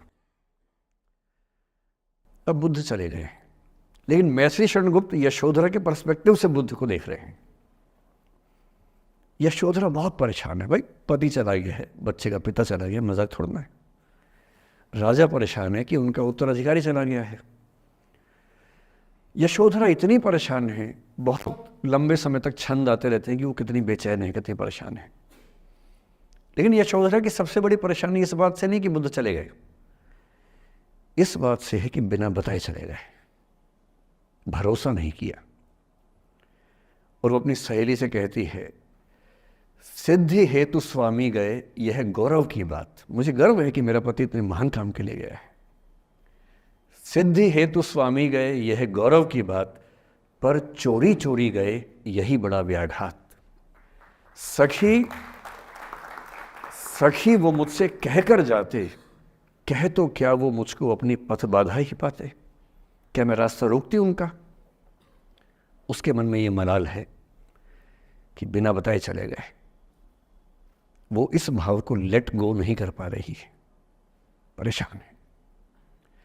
फिर बुद्ध को ज्ञान मिला 6 साल की तपस्या के बाद, बोधगया में बोधि वृक्ष के नीचे ज्ञान मिला, बात फैल गई। जो 5 शिष्य बुद्ध को छोड़ के भाग गए थे उनके बुरे वक्त में, उन्हीं 5 को बुद्ध ने सबसे पहले ज्ञान दिया सारनाथ में, जिसको धर्मचक्र प्रवर्तन कहते हैं। बुद्ध की ख्याति बढ़ने लगी। शुद्धोदन ने बुद्ध के पास, अपने बेटे के पास कई लोगों को भेजा ये कहने के लिए कि भाई यहाँ भी तो आओ, हमसे भी तो मिलो। बुद्ध का ऐसा प्रताप था कि जो उनके पास जाता वो बुद्धम शरणम गच्छामि हो जाता, वापस ही नहीं आता।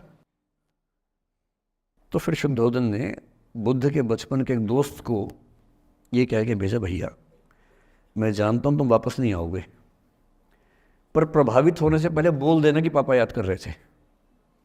तो वो गया, उससे वायदा निभाया, हो तो गया, बुद्ध के संग में दीक्षित हो गया, पर वायदा निभा दिया। तो बुद्ध ने कहा जरूर जाऊंगा, पिताजी की आज्ञा है तो जाऊंगा ही जाऊंगा। बुद्ध पहुंचे अपने कपिलवस्तु, जो अपना इलाका था वहां पहुंचे। पूरे कपिलवस्तु में, नेपाल सिद्धार्थनगर से नेपाल जाएंगे तो नेपाल बॉर्डर पे ही कपिलवस्तु है, मैं देखने गया था वो जगह जहाँ बुद्ध पैदा हुए थे, बड़ा सुंदर स्थान है, आप भी जाकर देखें कभी। तो बुद्ध पहुंचे रात को, एक धर्मशाला में रुके। अब वहाँ हल्ला मच गया कि राजा का बेटा धर्मशाला में। बुद्ध ने कहा भाई मैं देखो राजा का बेटा बन के नहीं आया हूँ, मैं बुद्ध बन के आया हूँ। सुबह उठ के भिक्षा मांगने लग गए उस इलाके में, अपने ही पिता के राज्य में। पिता ने सिर पीट लिया कि भाई क्या कर रहे हैं। फिर बुद्ध ने सूचना भिजवाई कि मैं बुद्ध हूँ, बेटा हूँ संयोग से, ठीक है मैं आ रहा हूँ मिलने के लिए, पर मैं बुद्ध होके आया हूँ, मेरी चर्या है, नियम है, मैं भिक्षा से ही जीवन जीता हूँ अपना। ठीक है, पिताजी ने कहा चल कोई बात नहीं। फिर बुद्ध गए पिता से मिलने, पिता से मिले, सबसे मिले, भरी सभा में। लेकिन यशोधरा नहीं आई मिलने के लिए, लेट गो नहीं कर पा रहे थे। उसके मन में दर्द था, छुप के क्यों गया, बता के जाता।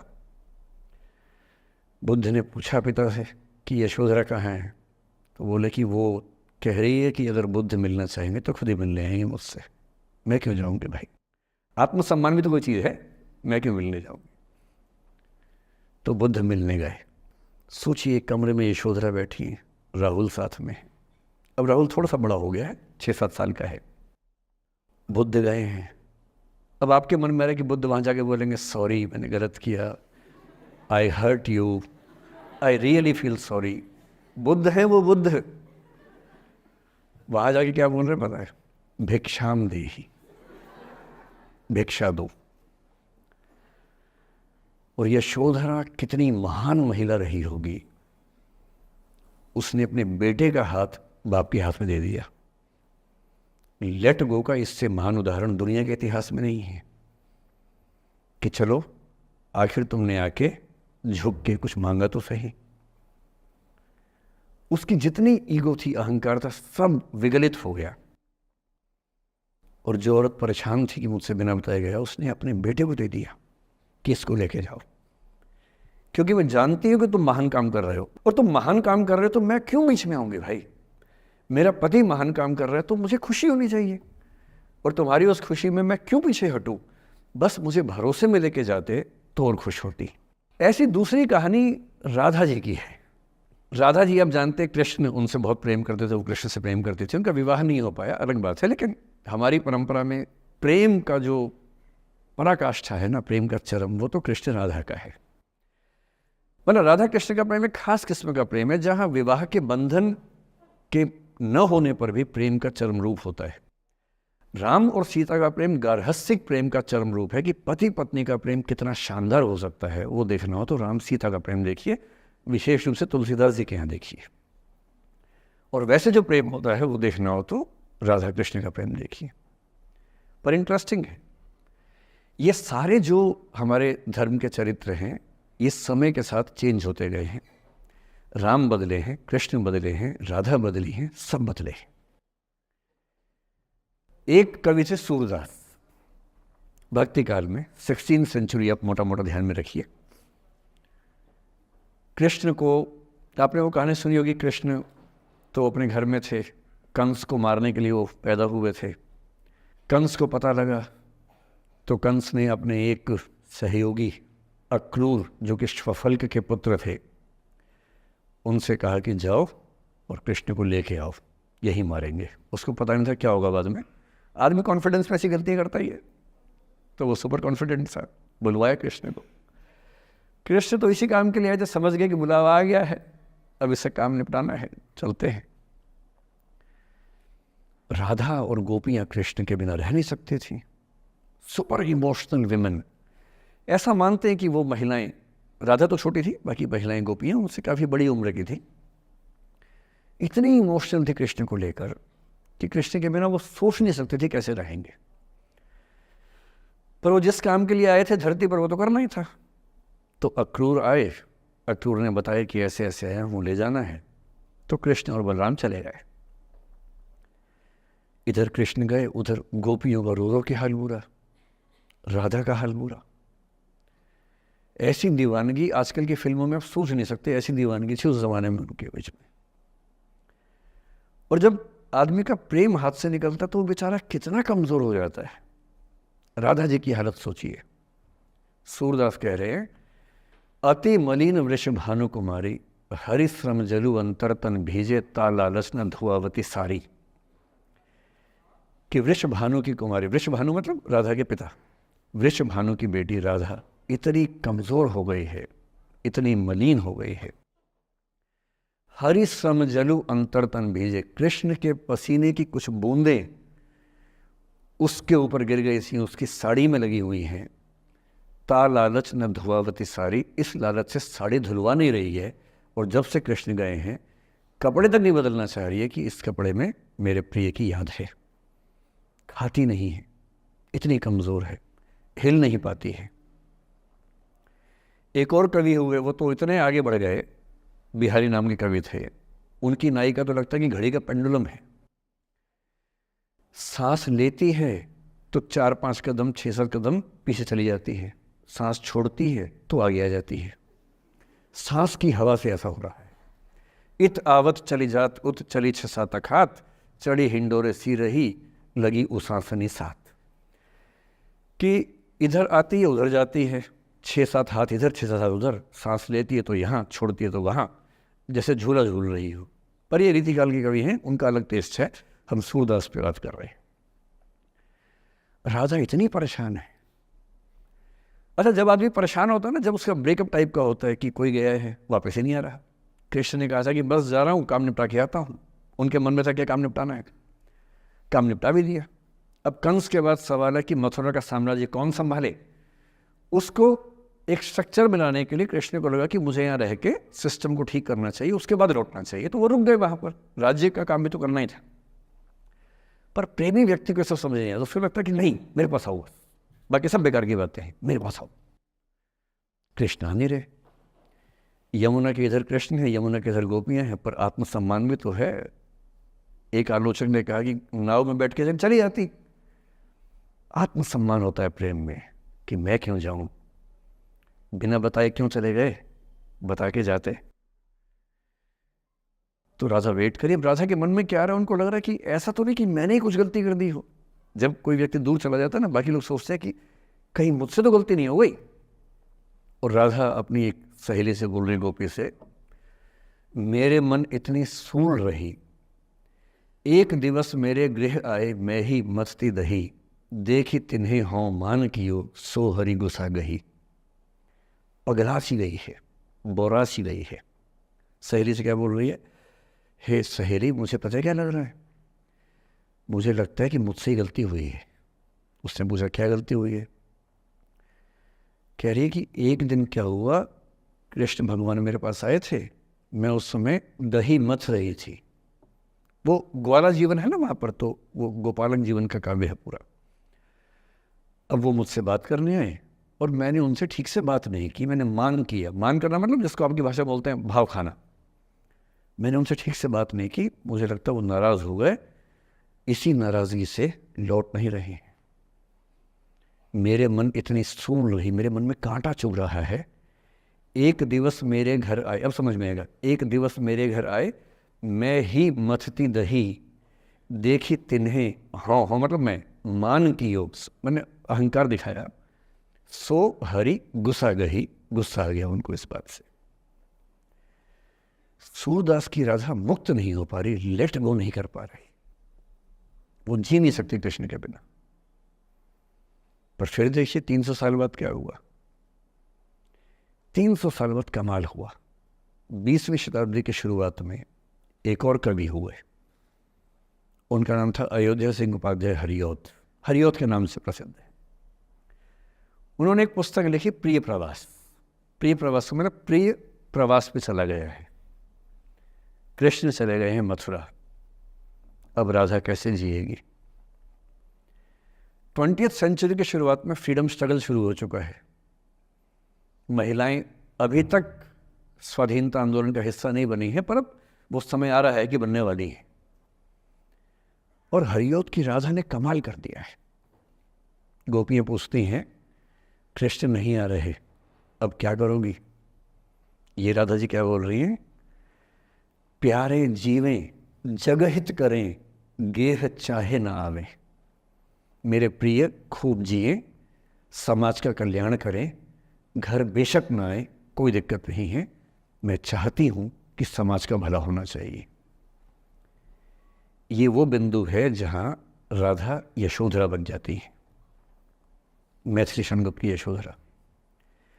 और जो मैं आपको समझाना चाह रहा हूं उस एग्जाम्पल से वो ये कि हो सकता है कि जिससे आप नाराज हो वो किसी बड़े काम की खोज में हो, वो किसी महानता के रास्ते पर हो। और यदि आपके जीवन में कोई व्यक्ति ऐसा है जो किसी महानता के रास्ते पे है, तो उसके रास्ते को रोकना अपने क्षुद्र हितों के लिए बहुत छोटापन है। और ऐसे मामले में एक ही बात हमें सोचनी है कि वो जिस काम के लिए बना है उसे करने दो।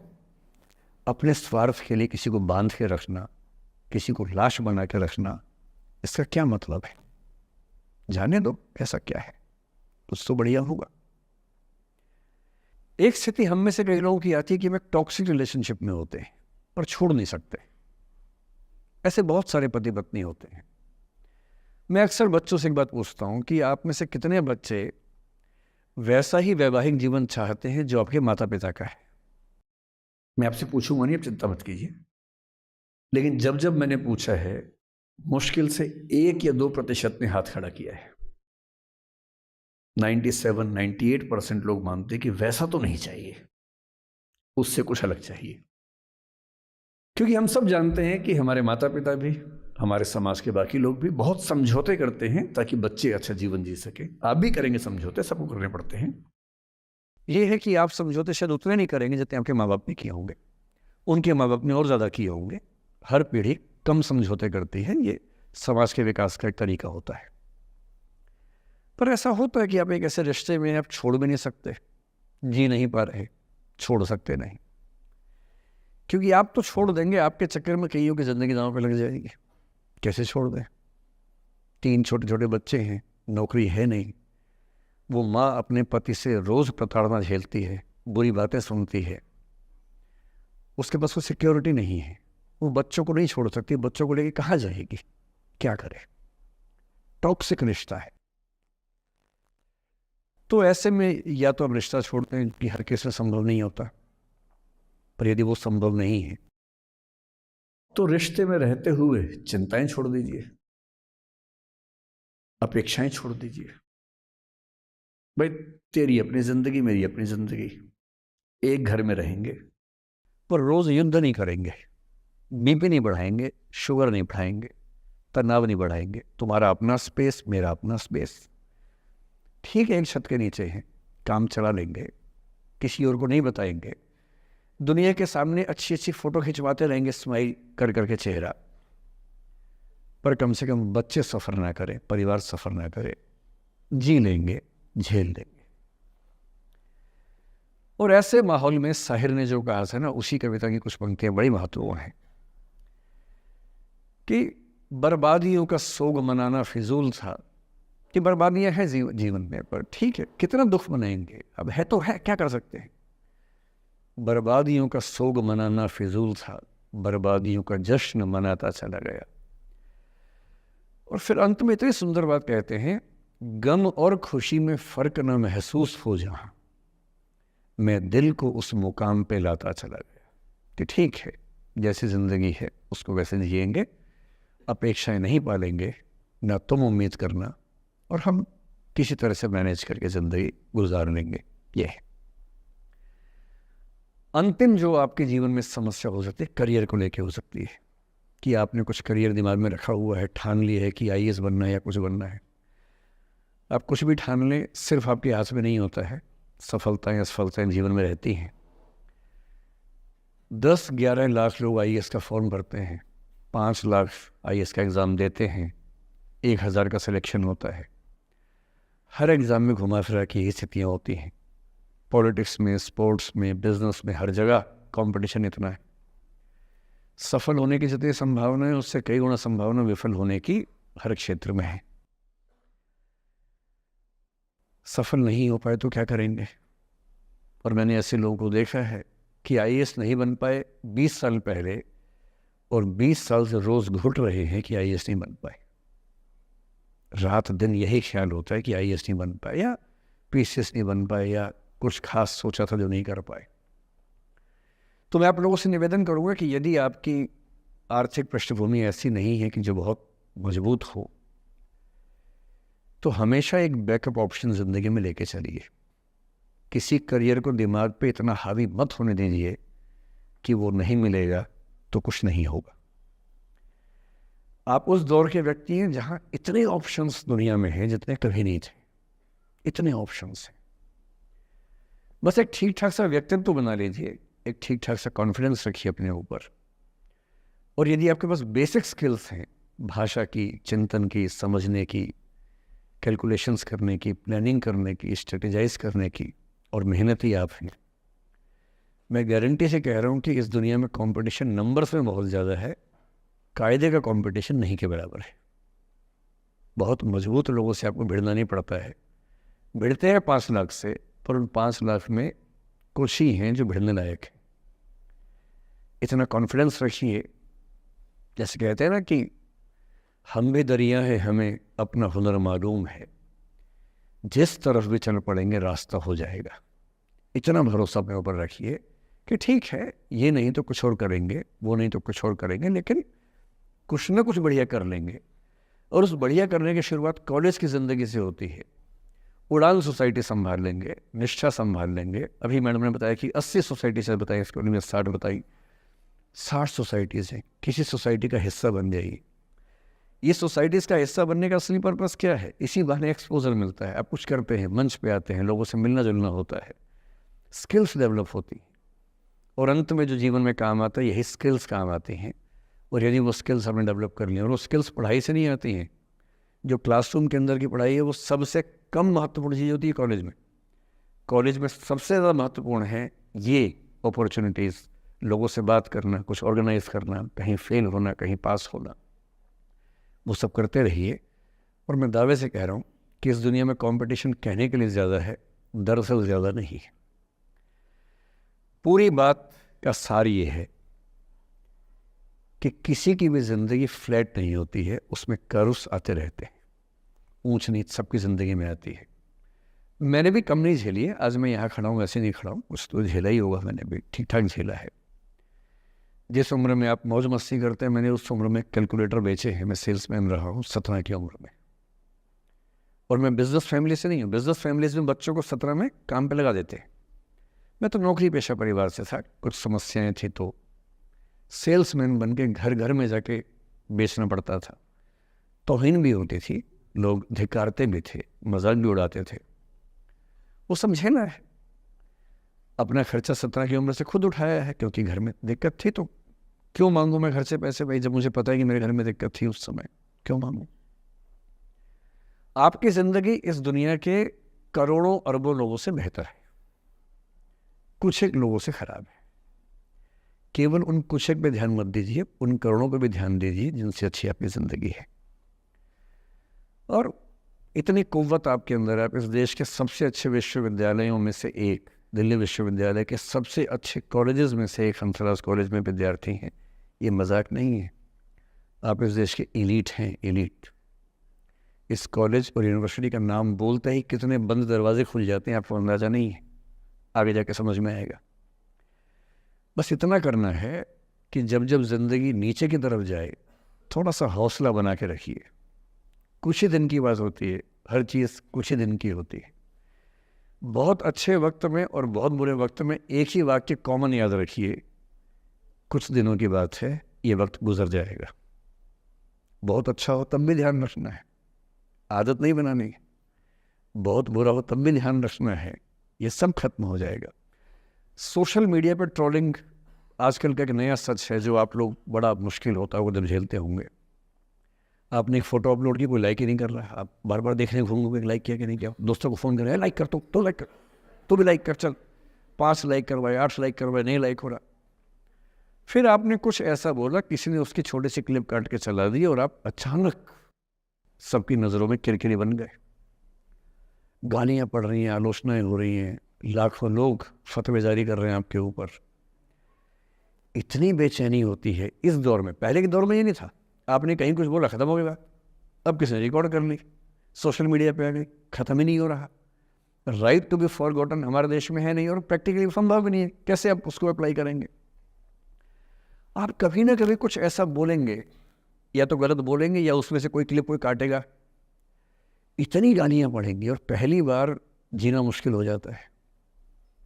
मैंने आज से 7-8 साल पहले 1.5 साल तक एंग्जाइटी की दवाइयाँ खाई हैं, जबकि मैं बहुत ही मस्त वाला किस्म का आदमी हूँ, मैंने खाई हैं। और जीवन में एक आध ऐसा दौर सबका आता है, आ जाना चाहिए। जब जीवन में एक आध बार ऐसा हो कि सारी दुनिया पीछे पड़ गई है, बहुत दिक्कत होगी, घबराहट होगी, बेचैनी होगी, एंग्जाइटी होगी, डिप्रेशन होगा, सब कुछ होगा। लेकिन एक बात ध्यान रखना, मेरी इस बात को ध्यान रखना, वो पहली और आखिरी परीक्षा है, उसके बाद कभी नहीं होगा। 8 साल पहले ऐसा कुछ हुआ था कि मैंने बहुत दवाइयाँ खाई, 1.5 साल दवाई खाई, 1.25 साल खाई दवाई। कारण पता था, कारण ठीक हुआ, दवाई छूट गई। उसके बाद मैंने ज़िंदगी का सबसे मुश्किल फेज़ पिछले साल झेला था, जब मेरे एक वीडियो की क्लिप मीडिया पर चली, FIR हुई, पता नहीं क्या क्या हुआ, सब कुछ हुआ। पर मैं आपके सामने बहुत ईमानदारी से कह रहा हूँ, मुझे तनाव नहीं हुआ, डिप्रेशन नहीं हुआ, एंग्जाइटी नहीं हुई, क्योंकि मैं पहले झेल चुका था। अब पिछले 7 दिन से मेरी 5 साल पहले की एक क्लिप चला रहे हैं वीडियो आजकल। 2019 के इलेक्शन से पहले जनवरी में मैं क्लास लेते हुए कह रहा हूँ कि अब इलेक्शन का टाइम आ गया, अब मंदिर का तमाशा शुरू हो जाएगा, और ये पॉलिटिक्स के मामले हैं, सब बेकार की बातें। उस समय ना सुप्रीम कोर्ट का जजमेंट आया था, ना कुछ और हुआ था। आज मेरा बड़ा सीधा स्टैंड है कि जब सुप्रीम कोर्ट की कॉन्स्टिट्यूशन बेंच ने 5-0 से सहमति दी है, और उसके बाद कॉन्स्टिट्यूशन तरीके से मंदिर बन रहा है, मैं कौन होता हूँ नाराज़ होने वाला? मुझे क्यों खुश नहीं होना चाहिए? दुनिया में हर धर्म के ईश्वरों के नाम पर मंदिर हैं, उनके जन्म स्थान पर मंदिर हैं, मेरे धर्म में क्यों नहीं होना चाहिए? मुझे क्यों परेशान होना चाहिए? और कुछ लोग पिछले 7 दिन से 5 साल पहले की क्लिप चला रहे हैं। मेरी टीम परेशान है, मैं परेशान नहीं हूँ। मुझे भेजते हैं कि सर ऐसे हो गया, सर इतनी वीडियो चल रहे हैं। मैं सुनता हूँ पर तनाव नहीं होता है, क्योंकि मुझे पता है कि किसी दिन किसी मंच पर हो, जैसे आज मैंने बात बोल दी, कहीं और बोल दूँगा, बात खत्म हो गई। कितना लोग लेंगे? और आप लोड लेते रहेंगे तो दुनिया देती रहेगी। दुनिया के पास बहुत है देने के लिए, वो हमेशा देते रहेंगे। खुद को ऐसा फूल प्रूफ बना लीजिए, शील्ड बना लीजिए अपने आसपास कि तनाव आता है फिसल के निकल जाता है। और अगर आप तनाव झेलने के लिए समर्थ हो जाते हैं, लेट गो कर देते हैं, मैं दावे से कह रहा हूँ, सफल कितने होंगे मुझे नहीं पता, ज़िंदगी आपकी शानदार होगी, ये मैं गारंटी दे रहा हूँ। और जब जब बुरा अनुभव हो, जब जब जीवन में बुरा अनुभव हो, सबको होता है, आपको भी होगा, जब जब बुरा अनुभव हो, मेरा सूत्र वाक्य है जो मेरे व्हाट्सएप का स्टेटस भी है परमानेंट, मेरे दिल में गुथा हुआ है, दिल पे छपा हुआ है, सबको बोलता हूँ, हर क्लास में बोलता हूँ, आपको भी बोल रहा हूँ। एक लाइन याद रखना, क्यों डरे जिंदगी में क्या होगा, कुछ ना होगा तो तजुर्बा होगा, उससे बड़ा कुछ नहीं है। अब मैंने ठीक ठाक टॉर्चर कर लिया बच्चों पर, इससे ज़्यादा करना शोभा नहीं देता। इसके साथ ही बात समाप्त करता हूँ। बहुत बहुत धन्यवाद सुनने के लिए। So now it's our time to finally have a positive Q&A session with sir. So first of all, I'll thank you so much. और you motivate us so much sir. मैं जब भी मतलब अगर लाइफ में कुछ भी प्रॉब्लम आ रही होती है तो यूट्यूब पे सबसे पहले यही देखती हूँ कि सर की कुछ ना कुछ वीडियो उस टॉपिक पे पक्का मिलेगी, जिससे कुछ ना कुछ सॉल्यूशन ज़रूर होगा। आज जो आपने जो कुछ भी बोला, I am so motivated of it. And this society people give me question to ask, ये इन्हीं लोगों में से किसी एक का क्वेश्चन है।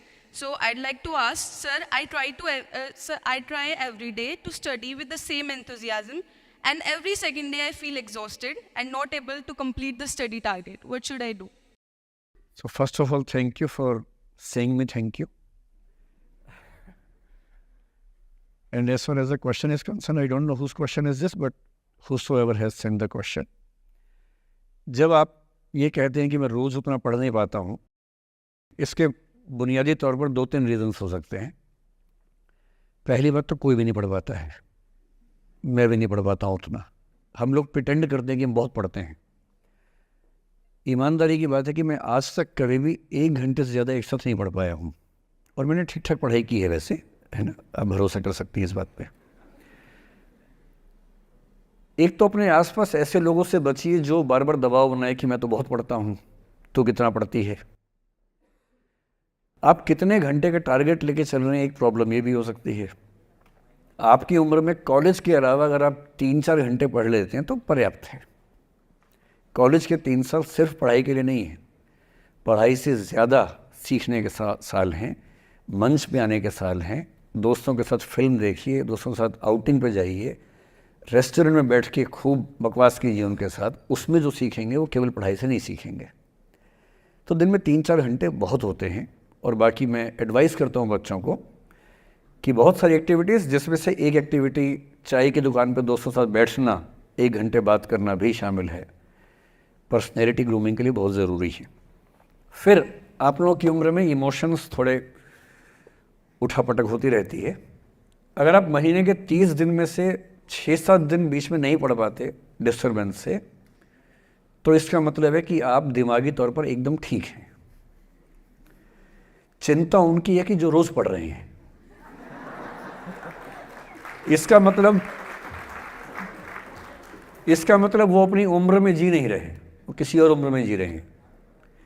तो ठीक है, कभी कभी डिस्टर्बेंस आएगी, उसको एंजॉय कीजिए। डिस्टर्बेंस बस सुंदर प्यारी होनी चाहिए, इतना ध्यान रखिए, है ना। जिसकी वजह से नींद उड़ी हुई है वो अच्छा होना चाहिए, बाकी तो ठीक है।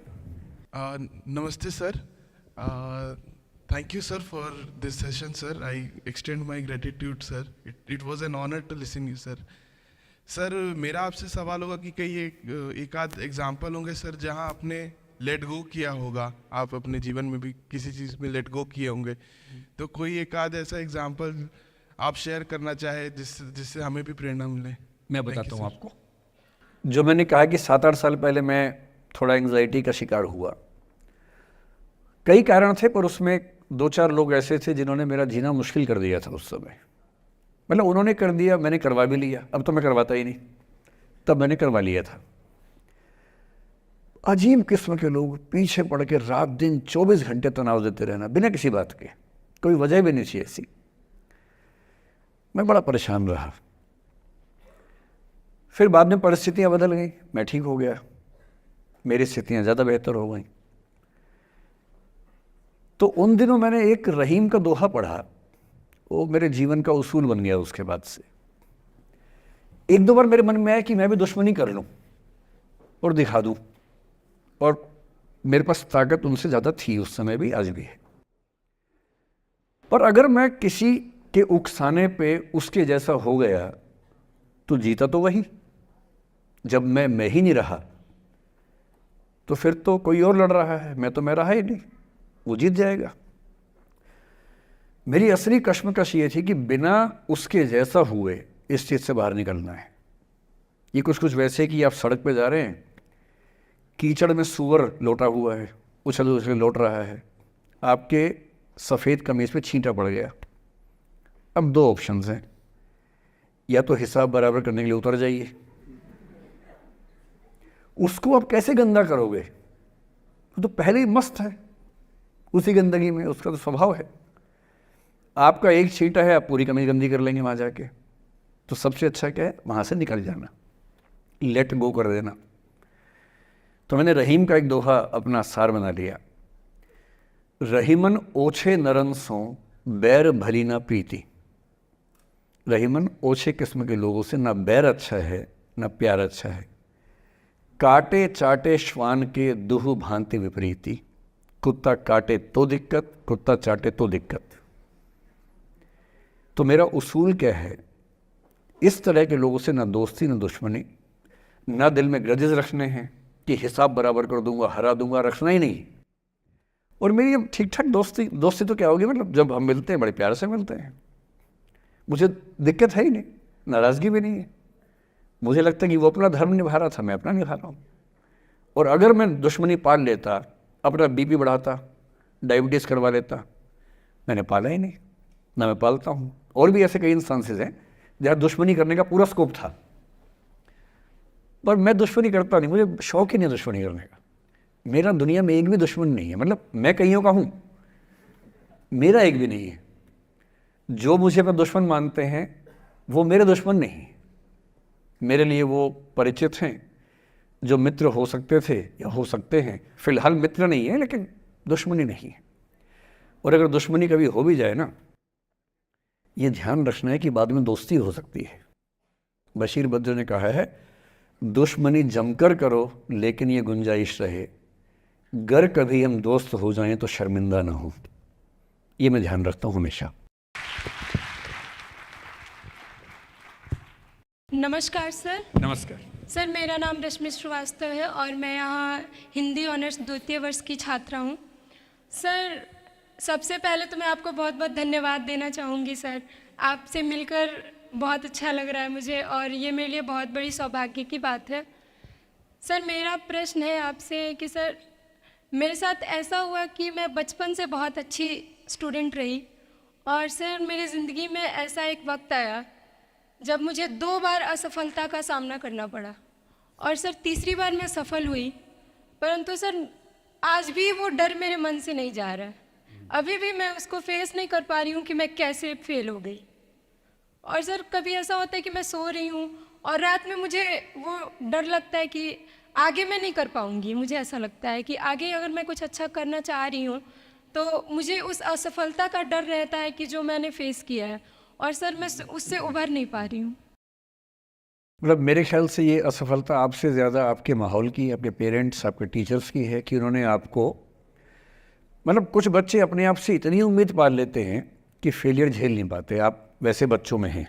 जो आपने कहा ना कि मैं शुरू से बहुत अच्छी स्टूडेंट रही हूँ, ये दुर्भाग्य की बात है, ये अच्छी बात नहीं है।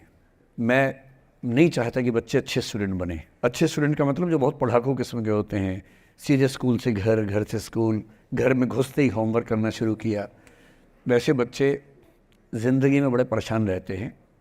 बच्चों को होना चाहिए छटा हुआ टाइप का, शरारती, बदमाश, मतलब काम भी करें स्कूल का, लेकिन बेसिकली आपको स्मार्ट होना है, कॉन्फिडेंट होना है। पढ़ाकू होने से ज़िंदगी बहुत अच्छी नहीं चलती है। ज़िंदगी के लिए ना व्यक्तित्व चाहिए। हुआ क्या आपके साथ, आपको बता दिया गया कि अच्छा बच्चा वो है जो पढ़ता है, होमवर्क करता है, आपने वो सब किया, तारीफ़ें आपकी इतनी हुई होंगी कि बेटा तुम तो कुछ भी कर दोगी, आपको भरोसा हो गया कि मैं कुछ भी कर दूंगी। लेकिन ऐसी ऐसी तारीफ़ें हर गांव हर मोहल्ले में कई बच्चों की हो रही थी। जब उन सब में कंपटीशन हुआ तो कुछ सफल हुए, बहुत सफल नहीं हो पाए। तो जो सफल नहीं हो पाए उनको बहुत बेचैनी हुई। आपका सौभाग्य है कि अब तीसरी बार में सफल हो गई। कई ऐसे लोग हैं जो कभी सफल नहीं हुए ज़िंदगी में, उनको भी तो जीना है। तो मैं एक ही बात कहूँगा, अपने आप से उम्मीदें कम कर लीजिए। और ये आसान नहीं होता है। इसका तरीका ये है कि एक दो ऐसे अच्छे दोस्त जो अच्छे भी हैं, दोस्त भी हैं और बहुत उम्मीदें ना रखते हैं, ना आपको रखने देंगे अपने आप से। डायरी लिखने से लेकर कुछ अच्छे उपन्यास पढ़ना, अच्छी फिल्में देखना, जो आपको सहज होना सिखाएं, न कि महान होना सिखाएं। महानता से बड़ा कोई रोग नहीं है, इस चक्कर में नहीं पड़ना है। सामान्य होना है। असली जद्दोजहद सामान्य होने की है, महान होने की नहीं है।